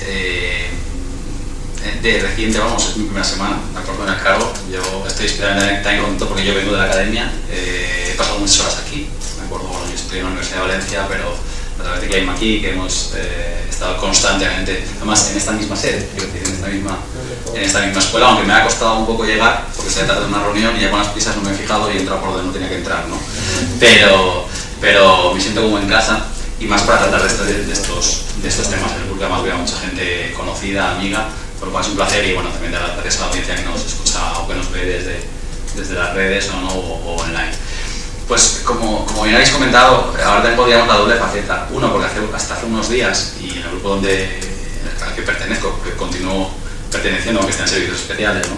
De forma temporal, pues es un grupo que al final, el grupo LISIT de la Universidad de Valencia, lo que hacía era precisamente eso, definir hojas de ruta para ver, aplicando la tecnología, cómo digamos, los ayuntamientos pueden ser más eficientes, ¿no? Entonces yo creo que es importante, porque hasta ahora se pueden hacer las cosas mejor y ser más eficientes, pero ha habido, sobre todo a raíz de los últimos años, un punto de inflexión donde la tecnología entraba radicalmente o de forma capital en cómo ser más eficientes, ¿no? Entonces ahí ha habido un trabajo muy duro que, a su vez, y ahora por esto de la capitalidad verde, Valencia ha hecho muy bien los deberes, y cuando me refiero a Valencia ha hecho muy bien los deberes, me refiero a la ciudad como tal, a los ciudadanos, que nos lo creemos, lo tenemos ya dentro, lo vamos incorporando dentro del ADN de la ciudadanía.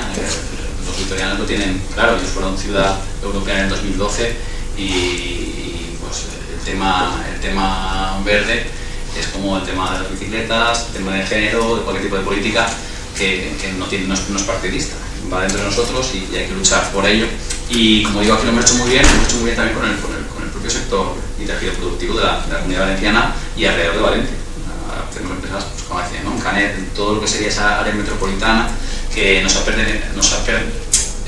posibilitado, mejor dicho, proponer a la ciudad de Valencia como tratar de ser un referente y ganar un galardón, como así lo hemos obtenido, además con mucha diferencia respecto a todos los demás. Somos la primera ciudad que tiene la distinción siendo una ciudad del Mediterráneo, ¿de acuerdo? Con lo cual eso también nos da una visibilidad especial, porque la idiosincrasia propia no es la misma que la de otros, ¿no? Pues el tener un mar, el tener una albufera cerca, el tener una huerta alrededor de la ciudad, o un río, ¿no?, que vertebra la ciudad, pues lógicamente tiene unas ventajas competitivas, también unas casuísticas que hay que abordar.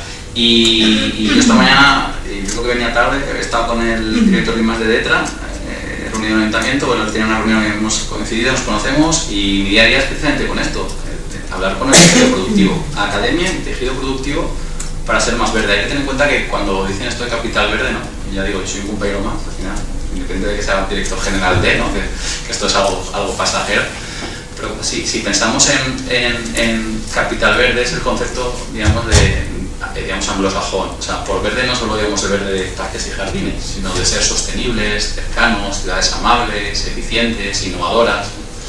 Entonces, como digo, para eso las empresas la tecnología es súper especial, o es súper importante. Entonces, lo que sí que hemos tenido muy claro, en este caso el gobierno municipal previo y ahora con el cambio, porque ha sido un acuerdo político de todos, bueno, de hecho se votó en un 33 concejales, 31 votaron a favor, para que se vea que ha habido un consenso importante, y lo que se trata es de no solo tener esta distinción este año, sino llegar a 2030, porque como bien decía Javier, Valencia es una de las ciudades que asumió con la Unión Europea que quería llegar a 2030 teniendo un balance neutro de emisiones. Y el problema, y con esto acabo mi intervención para pasar, es que el sector público a eso ya se ha medido y solo contribuye un 7%. Es decir, el 93% lo vamos a hacer los ciudadanos y las empresas. ¿De acuerdo? Y aquí dejo mi primera intervención. Pues muchísimas gracias, y es una gran oportunidad también para todos, ¿no? A la visibilidad, ¿no?, que puede producir, y yo creo que es verdad que se han hecho muchas cosas bien, pero hay mucho que hacer. Pues paso ahora un poquito a proponer preguntas, ¿no? El público que esté también online o aquí, si tenéis alguna pregunta, creo que merece la pena que luego al final también tengamos la oportunidad de que pongáis preguntas. Pero bueno, quiero ser yo, tengo el privilegio, ¿no?, de lanzar mis preguntas, y voy a empezar por Jackie, ¿vale? Y para mí, digamos, lo que a mí me rondaba la cabeza, ¿no?, era un poquito ver, ya que tienes una perspectiva bastante amplia del sector, ¿no?, de la automoción, de los fabricantes, de las empresas, y es, primero, ¿cómo veis la oportunidad, ¿no?, de la transición a nivel de las empresas, ¿no?, para vosotros, ¿no? ¿En qué sentido es una oportunidad o una amenaza, o el cambio que se ve, y qué medida ves que están preparados o qué tendrían que hacer las empresas más para adaptarse a ese cambio tan radical que nos viene? Gracias. Pues, a ver, yo creo que las empresas lo leen en general en términos de oportunidad. Desde luego es un reto, no podemos negar que, bueno, todos sabemos los retos que conlleva la movilidad, la adaptación de la industria, la adaptación de los automóviles clásicos. Desde luego es un reto, y también los retos asociados a la digitalización y a otros temas, ¿no? Hay muchísimos proyectos de Smart City, de interacción vehículo-ciudad, y para eso tenemos que adaptarnos. Pero yo creo que las empresas, como decía en el inicio, son conscientes de ello, y hace años ya que lo saben y se están preparando. Entonces yo creo que ya estamos en modo oportunidad, es decir, ya estamos viendo esos retos como oportunidades. Creo que todos conocemos lo que estaba pasando en la Comunidad Valenciana, todas las empresas nuevas y muy destacadas, ¿no?, que han venido y han elegido nuestro territorio para instalarse. Entonces, las empresas de este sector están más que preparadas, tienen una experiencia muy amplia, y además están empezando a invertir, bueno, empezando, ¿no?, ya llevan tiempo, ¿no?, trabajando mucho en innovación, invirtiendo en innovación y haciendo pilotos y proyectos. Algunos de mis compañeros aquí en la mesa estaban mencionando los proyectos, porque justamente aquí hay dos empresas que están con nosotros y los conocemos, pero nosotros también desde el clúster hemos impulsado esos proyectos y esos pilotos para no solo para impulsar esos desarrollos, sino para mostrar todo el potencial que tenemos aquí, porque yo creo que no basta con serlo, sino con parecerlo, ¿no? Esto es así. Entonces creo que es importante mostrar ese potencial que tenemos de cara a nivel internacional, ¿no?, de cara a otros sectores y demás. Entonces, bueno, yo creo que estamos súper preparados. Optimismo, ¿no? Total. O sea, que hay una visión optimista, lo cual pues, de celebrar, ¿no? Que desde el sector productivo, ¿no? Que se ve un cambio que va a ir a favorecer, ¿no? El tejido productivo de la Comunidad Valenciana. Con la izquierda, con ETRA, tenemos una relación en la presentación de ETRA, no sé si la habéis visto, se evidencia, ¿no? Hasta qué punto la tecnología, ¿no? En este caso, en gran medida tecnología que de ETRA o de satélites o de otro tipo de tecnologías ha permitido que el observatorio, ¿no? de gases de efecto invernadero de la Comunidad Valenciana pudiese dar esa radiografía, ¿no? de lo que son las emisiones en tiempo real prácticamente de la ciudad. Destacaba antes Xavier del IFIC que no lo han hecho muchas ciudades, o que ninguna ciudad tiene este tipo de instrumentos, y en el proyecto APER, de hecho, un poco junto a ETRA estamos un poco liderando, ¿no? Lo que serían los indicadores ambientales, ¿no? Lo digo también porque para la capitalidad verde este tipo de cosas son importantes, ¿no? Que no solo que seamos un referente también a nivel incluso de despliegue tecnológico. Yo te quería preguntar, Ángel, que tu opinión sobre las nuevas tecnologías un poquito más allá, ¿no? Porque las nuevas tecnologías, para nosotros las aspira ya es una cosa clásica, pero ahora vienen otras cosas, viene la inteligencia artificial, ¿no? Vienen lo que serían la comunicación, has mencionado brevemente, la comunicación vehículo-vía, ¿no? Que son otras tecnologías con un terreno futuro, ¿no? ¿Cómo ves el rol de estas nuevas tecnologías para acelerar, ¿no? las posibilidades de esta transición desde el punto de vista de la tecnología? Sí, a ver, pues me parecen clave. Por ejemplo, antes ya he mencionado, por ejemplo, la prioridad semafórica, que antes Josep ha comentado los beneficios que ha tenido la reducción de la tarifa, por ejemplo, en el transporte, en la demanda del transporte público, pero más que la tarifa yo creo que lo que necesitamos, por ejemplo, para potenciar el transporte público y que la gente disfrute del coche es que el transporte público sea más rápido que el coche. Y ahí pues la tecnología juega un papel fundamental. Nosotros, por ejemplo, hay proyectos que estamos desarrollando, tenemos proyectos de CECAM, de movilidad conectada y autónoma, donde estamos conectando justamente eso, el vehículo conectado con la infraestructura conectada, nosotros en la parte de la infraestructura, con todos los protocolos y las comunicaciones que eso conlleva, para justamente hacer que el bus, en este caso, tenga prioridad sobre los otros vehículos. Por ejemplo, estamos midiendo incluso que esa prioridad semafórica no solo tenga en cuenta que es el propio bus, sino la carga que tiene el bus dentro. Es decir, si el bus va cargado de gente, tiene prioridad. Si ese bus va vacío, no tiene prioridad. Ese tipo de cosas llevan una tecnología y que estamos desarrollando muchos pilotos en los proyectos que llamamos de innovación. Más tecnología, por ejemplo, en el tema de la electrificación de cocheras que comentaba yo antes. Tenemos un piloto, por ejemplo, en Bogotá de 195 buses eléctricos, donde estamos electrificando, la cochera está electrificada ya con 200 cargadores con 8,4 megavatios, y ahí estamos implantando todo el sistema de Smart Charging para poder seguir ofreciendo la misma calidad de servicio, pueda seguir ofreciendo el operador de transporte público la misma calidad de servicio, y a la vez nosotros la recarga sea cada vez más inteligente, tenga una mayor integración de energía renovable, pueda también tener en cuenta el precio de la energía en ese momento, y a la vez los planes de servicio de esos buses, el bus que llega, con qué energía se tiene que ir, todo eso, ¿no? Luego, más tecnología. Por ejemplo, nosotros estamos trabajando mucho el tema de inteligencia artificial, por ejemplo, para las matrices de origen destino, que ha comentado antes también Edgar, que es fundamental para los operadores de transporte público conocer la gente en qué parada se sube y en qué parada se baja, para ofrecer al final al usuario una mejores líneas, ¿no? El operador conoce cuándo sube el usuario porque tica, pero no conoce dónde va. Entonces nosotros ahí estamos desarrollando con inteligencia artificial y con cámaras de inteligencia artificial, pues desarrollos para conocer dónde está bajando la gente, y eso lo estamos también poniendo en común con, por ejemplo, el Valen Bici aquí en Valencia, ¿no? Con las bicis. Esta persona baja aquí, pero es que además luego coge la bici.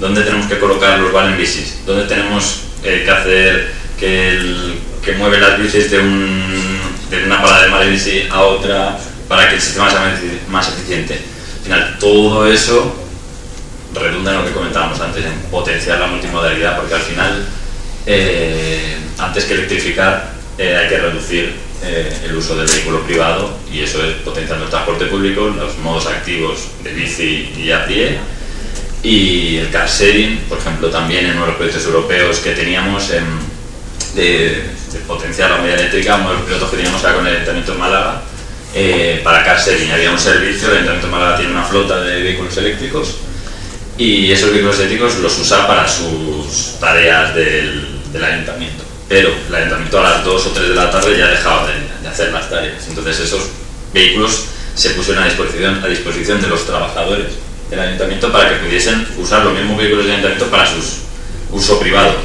Esto nosotros pues desarrollamos las aplicaciones que van detrás para conocer las reservas, para mejorar el servicio, y ahí imaginemos el potencial, por ejemplo, que tendría eso si todos los ayuntamientos o todas las incluso empresas pusiesen a disposición de los trabajadores sus vehículos de uso de la empresa o del ayuntamiento, eléctricos, y pues eso con todas las herramientas de reservas y demás que hay detrás. No sé, podría tirarme aquí dando ejemplos un buen rato, pero bueno, la tecnología es fundamental. Bueno, a mí una cosa, y me pasó lo que has dicho, para mí tiene todo un elemento común, ¿no? Que es la integración de la información. Antes se ve el vehículo privado como algo que decide una persona, decide su trayecto, cada vez, como tú has evidenciado, las redes son redes de información. Entonces, a medida que la tecnología evoluciona, lo que somos capaces de intercambiar información entre diferentes sistemas, y que ese intercambio de información, ahí vosotros sois pioneros, ¿no? en toda esa integración de la información, es la clave, ¿no? Pero también, ya no pasa, hay otro tipo de integración que normalmente no se tiene tan en cuenta, y es muy importante, tú lo has mencionado antes, y ahí va mi pregunta para Ander, es la integración entre los sectores energéticos. Es decir, antes también había una visión vertical, ¿no? De lo que es los consumos energéticos en el sector de transporte, los consumos energéticos en el sector de producción de electricidad, etc.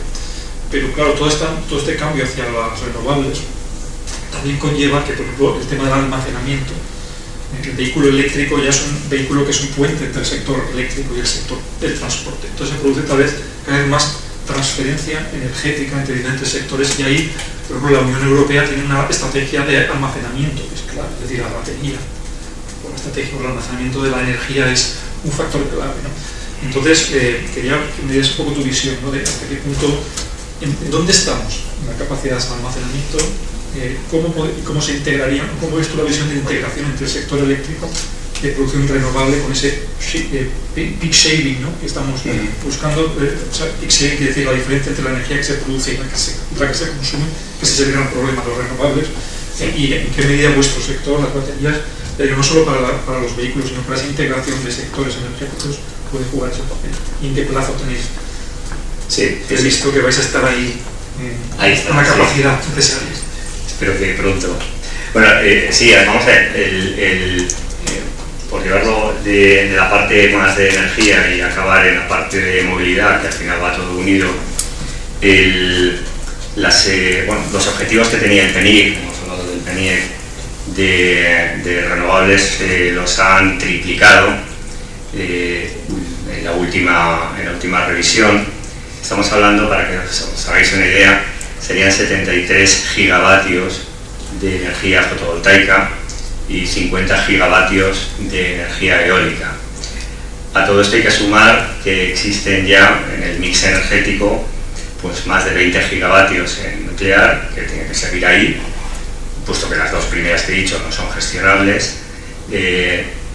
La hidráulica, que también los ciclos combinados son 25 gigavatios. Bueno, ya veis que la suma es muy grande. Hay una suma de ahí, estáis viendo, 70 más 50, más todo lo que ya había y que nucleares todavía no van a parar. El momento de mayor consumo en España fue en el 2007 y fueron 42 gigas. La media de consumo son 30 gigas.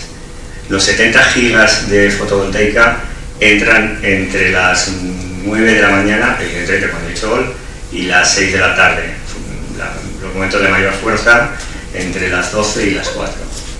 Es decir, aquí está desacoplado totalmente la generación, cuando ya llegue, con la demanda. Está desacoplado hasta la dimensión. ¿Vale? Se espera mucho del vehículo eléctrico como gran consumidor, pero no está llegando. O sea, si la solución al desacople es tener muchos vehículos eléctricos, entonces pues todo lo que estábamos aquí hablando no tiene ningún sentido. Pues se trata de tener muchos vehículos eléctricos para consumir ese mix energético renovable en exceso. Bueno, lo primero que hay que hacer es hacer los números mejor. Eso es lo primero.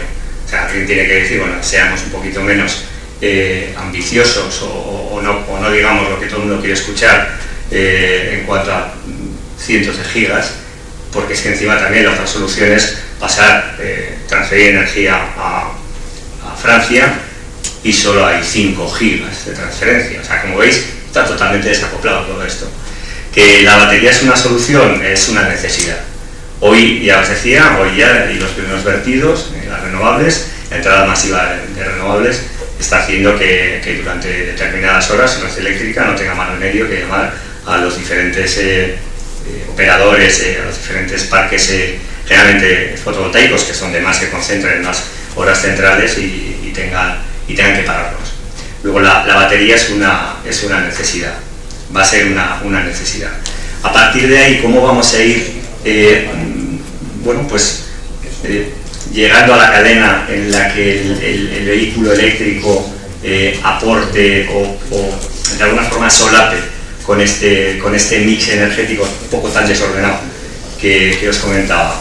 Bueno, pues lo primero es que al final se van a cargar los coches en las horas en las que la fotovoltaica esté actuando, será precisamente las horas de mayor oferta y precios más bajos.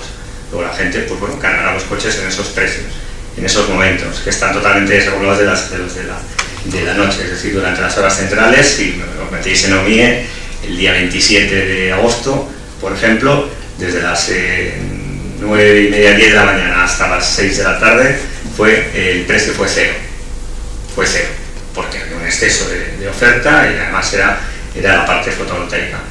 Luego, lo primero es que la solución no es el coche eléctrico, la solución es hacer los números bien.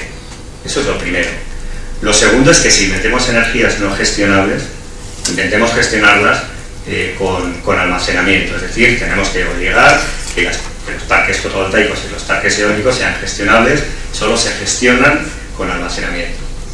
Y luego ya lo tercero es, vamos a empezar también a trabajar aguas abajo, es decir, un coche eléctrico tiene 60 kWh. Nosotros en nuestras casas consumimos con media 9 kWh.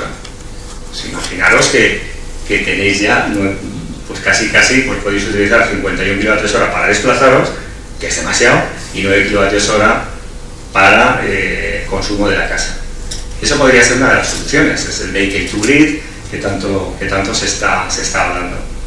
Pero bueno, todo esto irá llegando. Lo que a mí me gustaría es llamar un poco al orden, a los números, que el PNIE, que es muy bonito, que 70 gigas suena muy bien, que los promotores de fotovoltaica estarán muy contentos, pero que si la media de utilización es 37 gigas, es 37 gigas. Pero es que lo malo encima es que lo que estás consiguiendo es que durante las horas centrales, vale, baja el precio mucho, pero en las horas que no hay oferta solar fotovoltaica, entran los ciclos combinados.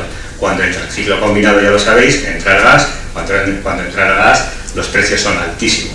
Entonces, no estamos ganando nada. No estamos ganando nada porque en un rato estás pagando menos, pero en los ratos en los que entran los ciclos combinados vas a pagar lo que Rusia quiera que paguemos. Entonces, tengamos un poquito, a mí me gustaría más de todo esto que hubiera una visión más global.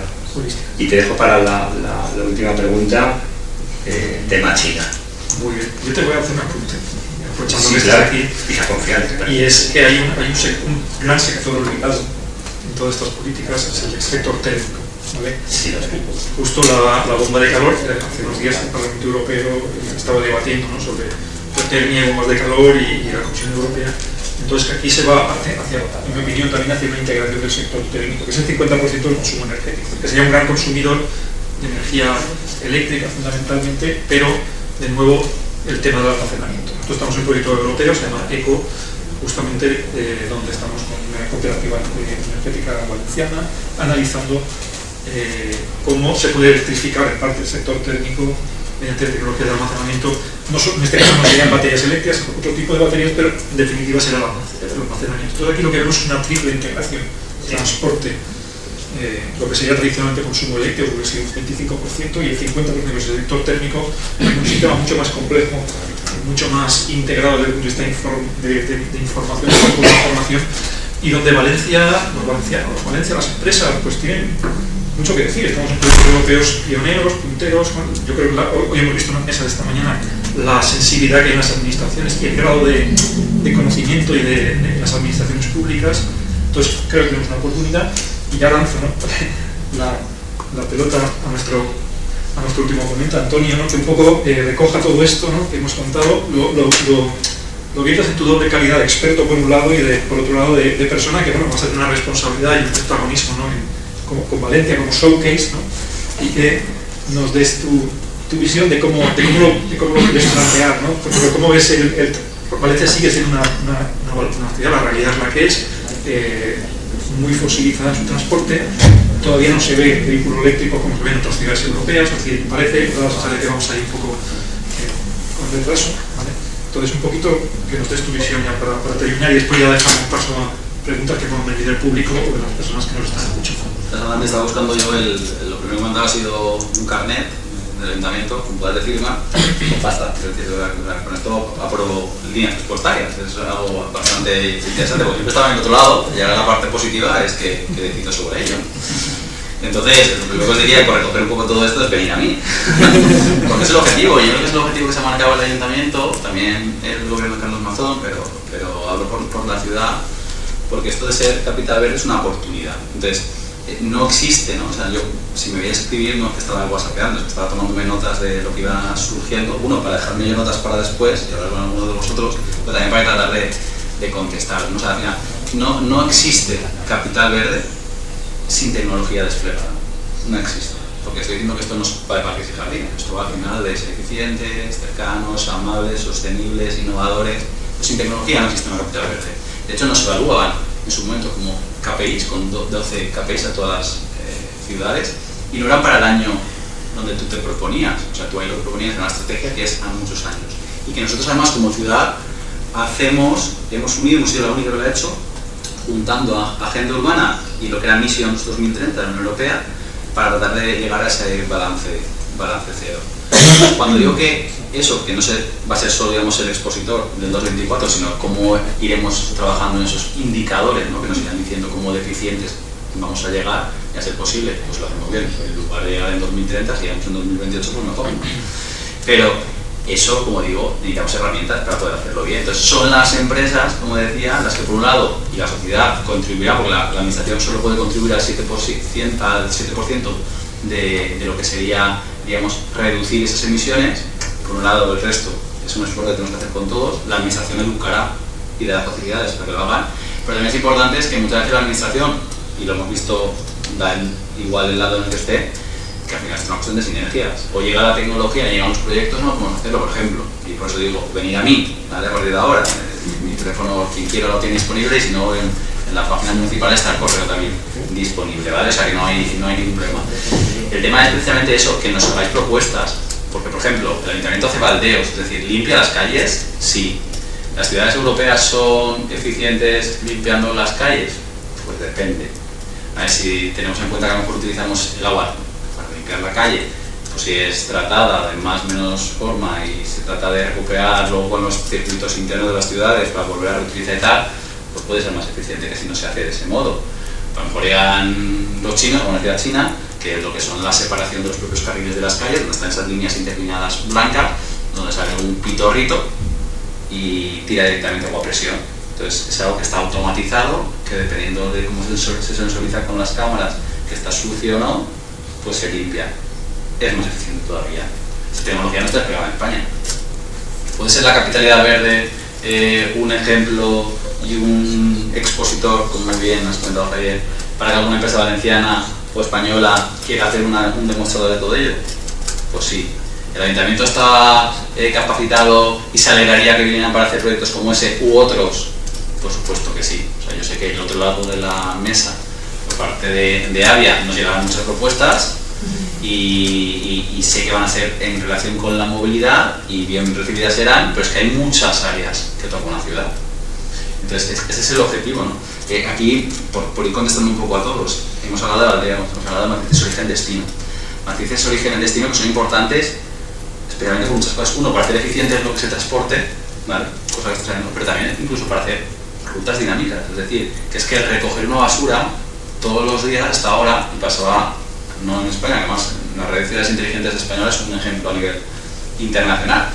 lo que no controlábamos a la empresa que nos hacía la recogida de las basuras.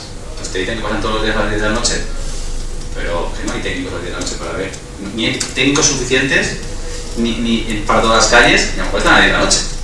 Entonces, ¿ha pasado o no ha pasado? Cuando a lo mejor un vecino dice, oye, que es que tengo mi basura que está llena y lleva 2 días, pues al final eso implica un esfuerzo. Por poner un chip, saber si está lleno o no está lleno, desde un punto de vista de control, le viene bien, primero, para el proveedor del servicio, porque puede hacer una ruta dinámica, igual de pasar todos los días por el mismo sitio, solo ir a los contenedores que están llenos, de cartón, de resto, de lo que sea. Pero también el propio ayuntamiento, porque puede sensoritzar el momento que pasa el coche, que lo sensorice y sabe que ha pasado a una hora determinada. Eso es tecnología. ¿De acuerdo? El tema del transporte, vinculando otra vez lo mismo, transporte multimodal, es que no estamos hablando solo de autobuses, es que hay mucho más, que hay contra los patinetes, las bicicletas, dar servicios multimodal, informar a la gente cuándo va a pasar ese transporte, pues eso también es tecnología, ¿no? Hemos hablado, bueno, incluso antes se había dicho, me he dejado por ahí, bueno, el tema de Som Energía y algunas comunidades, asociaciones o empresas que funcionan de forma como comunidad, pero también tenemos las propias comunidades energéticas que las propias ciudades están proponiendo. Somos más eficientes cuando trabajamos de forma conjunta en los edificios, incluso en los barrios, que de forma individual. ¿De acuerdo? Pues eso también lo tenemos que llegar a abordar. Luego, va a ser muy importante, por lo que decíamos de la energía y del desacople que tenía aquí apuntado, que ahí es difícil, digamos, el llegar o sea, el coche eléctrico, por decirlo, ¿no? por responder exactamente, ¿no? El coche eléctrico es el futuro y nos va a ayudar en esa transición energética por lo que tenemos, ¿no? Porque no generamos la energía quizás en los momentos más adecuados del día. Pues hombre, igual es un buen aliado, no es la solución definitiva, lo íbamos viendo, ¿no? Como tampoco la electricidad tiene que ser la tecnología del futuro para la movilidad, igual el hidrógeno sea la que sea, pero de momento lo que tenemos, ¿no? Entonces, parte importante es utilizarlo, pero importante va a ser la parte de la educación. Yo creo que hay las administraciones y yo creo que todos nosotros, a través de los proyectos europeos, a través de las empresas, habrán que hacerlo. Es decir, si mi lavadora, en lugar de ponerla a la 1 de la noche hasta las 3 de la mañana, porque es el intervalo más barato, pues tengo unas placas solares, o vivo en una comunidad energética en el barrio, y resulta que por la mediodía hay excedente, aunque yo no esté en casa, pues el lavavajillas, lavadora, etc., igual se puede hacer. Y eso hay que educar a la gente. Y eso es responsabilidad también de la administración. Y por eso no es la tecnología, sí, pero es algo más que tecnología, es educar, son valores. Entonces, desde ese punto de vista yo creo que tenemos que hacer. Entonces, como decía, así, ¿cómo podríamos meter todo esto en un cóctel, ¿no? y bebernoslo bien, ¿no? Que serían un poco las conclusiones. Pues yo creo que al final hablamos de dos cosas, de mitigar y de adaptarnos. Entonces, la tecnología nos ayudará mucho a mitigar y ser más eficientes. En la fase de adaptación utilizaremos nuevas tecnologías también para llegar a ese objetivo final de ser menos contaminantes con nuevas tecnologías, pero también en esa fase de adaptación será muy importante que todos los actores eduquemos y no se hagan lloros ahí. Y por supuesto, y empiezo como empezaba, venid a mí. Si venía a nosotros a la administración, cuando hablo digo por capitalidad verde, ciudad, pero lo mismo a nivel generalitario, es decir, que no existe posibilidad, como digo, de pensar en capitalidad verde sin pensar en tecnología ni herramientas, y no existe llegar a ese objetivo sino de forma conjunta, con lo cual la colaboración público-privada, yo creo que María José como alcaldesa lo lleva desde luego en el proyecto, pero yo creo que cualquiera de las personas técnicas que estamos con ella lo vemos, y tiene que ser así. Muchísimas gracias. Ya sabes que al observatorio y al grupo ITIC sobre el cambio climático a un lado para todo eso, estamos muchos años trabajando con esto, tenemos mucha información sobre lo que sucede en muchos vectores energéticos. Hoy ha sido sobre sobre transporte, pero hemos radiografiado muchos otros sectores de emisiones importantes y creo que puede ser de valor para el ayuntamiento toda esa información, al igual que para el resto de la comunidad valenciana. No sé si hay algún comentario que os quede, y si no pasamos al público o a las personas que lo están viendo por internet, si tienen alguna pregunta, algún comentario, y si no ya doy paso a la clausura por parte de José Vicente Olivos. ¿Alguna pregunta por ahí? Yo sí. Sí. ¿Te presentas? Sí, yo soy Caraza, claro, soy doctora en Derecho y estoy actualmente colaborando en el grupo de Ítaca con Javier, entonces estoy encantada de aprender porque aquí he venido también a aprender. Pero tengo una pregunta fundamental por el modelo de negocio y sobre todo por la actividad de importaciones a la que has mencionado que recibes no sé si habéis tenido en cuenta que hay varios hay normativas europeas que se están implantando, no solamente a nivel de materias primas, sino que también hay una normativa que puede afectar y que va a ser trascendental para las importaciones, que es el mecanismo de ajuste en frontera por carbono. Entonces, no sé cómo vais a abordar esa particularidad para precisamente prevenir lo que es la fuga de empresas y controlar un poco más que todas aquellas actividades empresariales y todas las materias primas y todas las importaciones que nos lleguen de fuera, de terceros estados, estén un poco más controladas a nivel carbono. Entonces, no sé. Muchas gracias por la pregunta, además era la que le había dicho que estaba pendiente, así que perfecto, encaja muy bien. Sí, efectivamente, vamos a ver. Así para que sea tuyo, luego creo que Antonio, que se puede subir la pregunta para la gente online. Vale, sí, ¿has entendido bien? Sí. Vale, bueno, vamos a ver, sí, por ir respondiendo. La primera parte en la normativa europea acaba de salir el 10 de julio, el tema de reciclaje. Vamos a ver qué es lo que está ocurriendo, que el reciclaje de las baterías de litio todavía no estaba del todo legislado. España e Italia estaban muy avanzadas a través de los sistemas scrap, de recogida, de garantizar la recogida. Nosotros, por ejemplo, las baterías que vendemos, que se quedan en España, tienen una tasa, no es una ecotasa, es una financiación a través de órganos que se dedican a ello, una financiación para la recogida y para llevar a los lugares de reciclaje de estas baterías. Italia también lo tiene, pero cuando hemos exportado a Francia nos han dicho que no hacía falta, cuando hemos exportado a Austria, a Alemania, no era necesario. Lo primero que había que hacer es unificar esa parte. Luego también es un toque de atención a China, ¿no? Es decir, ¿cuál es el problema de las baterías de China, de la amenaza china? El problema, y os cuento un poco antes, el problema de la fotovoltaica, por ejemplo, no sé si estáis al día, es que había una industria fotovoltaica muy potente en España, en Europa, empezó en Europa, y aquí en España, pues mi socio Carlos Navarro, que fundé con él esta compañía, fue fundador de Silicon, fabricante de módulos fotovoltaicos, ahí en Rafael Buñol, muy presente también aquí en el Politécnico, llegaron a ser 1.500 personas, 1.500 puestos de trabajo. Estaban en 7 países, pero principalmente aquí.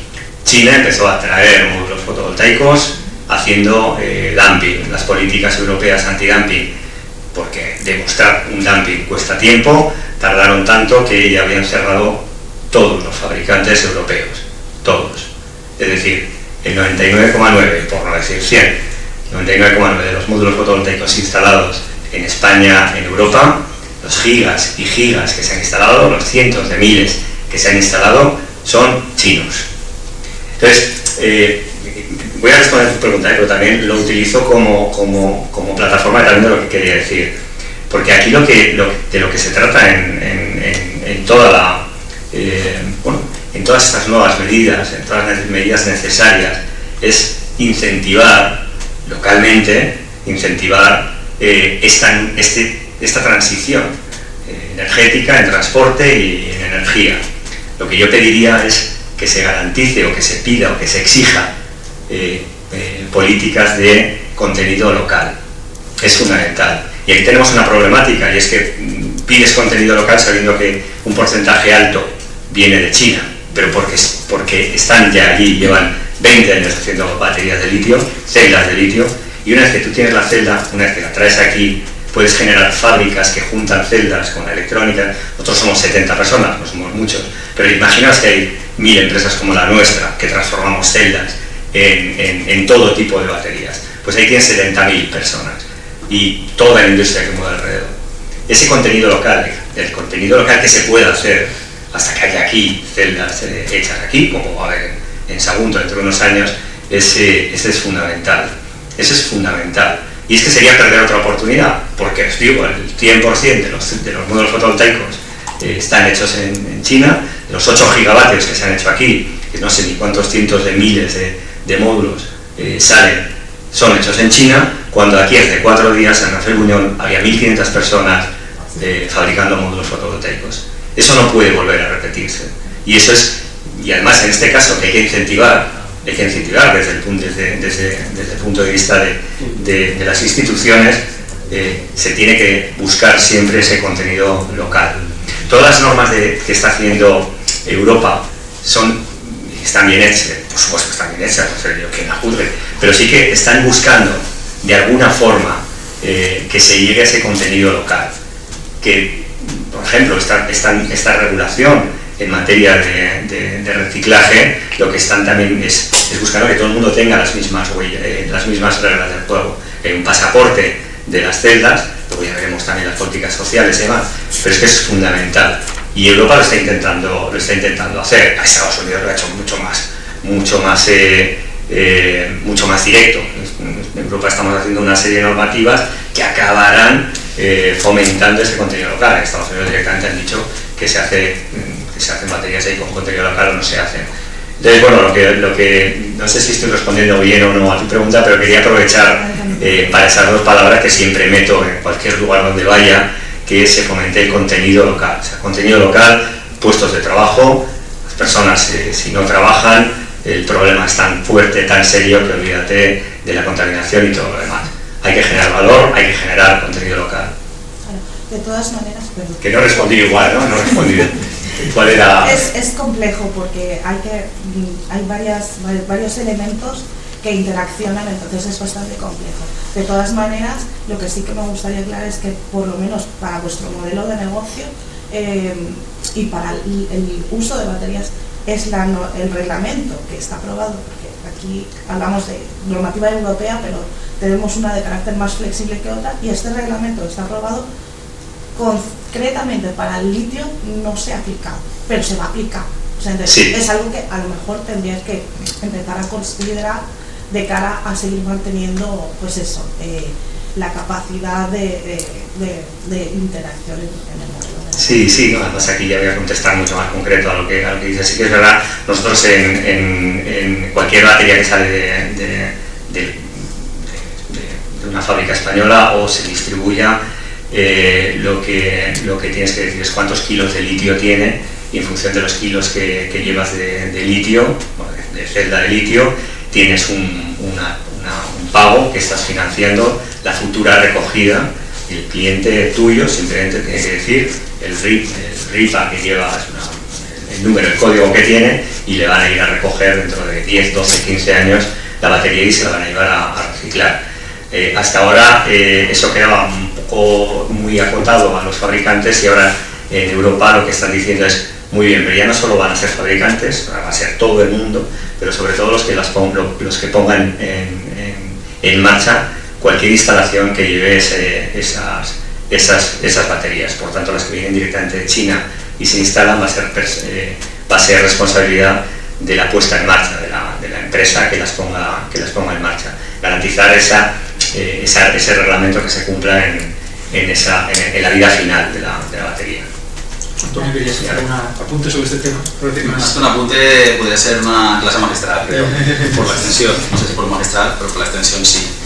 A ver, hablo desde un punto institucional, ¿vale? Y lo que voy a decir es controvertido, pero hemos venido a jugar, ¿no? Y sé que como yo pienso en las direcciones generales de ciudad, a nivel generalidad es exactamente lo mismo, porque esto va a afinar un poco de políticas. Tenemos políticas que son globales, agua para todos, o tenemos, lo que pasamos a la empresa, políticas que son locales, ¿no? Dentro de una globalidad se acaba personalizando. Y lo estamos viendo ahora en el sector del automóvil. Quiero decir que hace 2 días Francia acaba de decir que estos coches eléctricos hay que repensarlo, porque una empresa europea no puede vender en las mismas condiciones que está vendiendo una empresa china. Ya no solo por las baterías, sino por todo lo demás. Y que los aranceles, porque no vamos en igualdad de condiciones para unos productos y para los otros. Claro, mientras estamos repensándolo, pues una empresa como Silicon cae. Sin embargo, cuando estás pensando en la persona que dirige la gigafactoría más importante de Tesla, de hecho era la primera, pues en valenciano que venía de Silicon, no nos regala.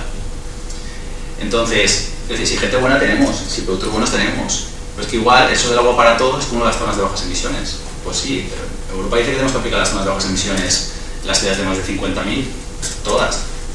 Pero sí, no, porque no es lo mismo la idiosincrasia de una ciudad como Valencia, que está al lado del mar y donde la producción que tiene es una determinada, que una ciudad centroeuropea, y pues las soluciones a dar serán distintas. Es más, a mí me gustaría pensar desde un punto de vista técnico, así se va a intentar hacer ahí en el Ayuntamiento de Valencia, es que haya unos indicadores en tiempo real que te puedan incluso ir definiendo. ¿De acuerdo? Que esto no es porque como tenemos Europa, tenemos dinero, metemos 274 cámaras, dividimos y ya está, ya hemos cumplido. Si es eso, será un fallo. Si es eso, la capitalidad verde ya os digo lo que va a hacer. Hacemos 4 eventos, inicio, cierre, tenemos 2 para las ciudades de tránsito y una de expertos, ya hemos cumplido. Si lo que queremos es que acabe yendo un pozo, que hace que todos hablemos, que metamos al tejido productivo, que pensemos en soluciones.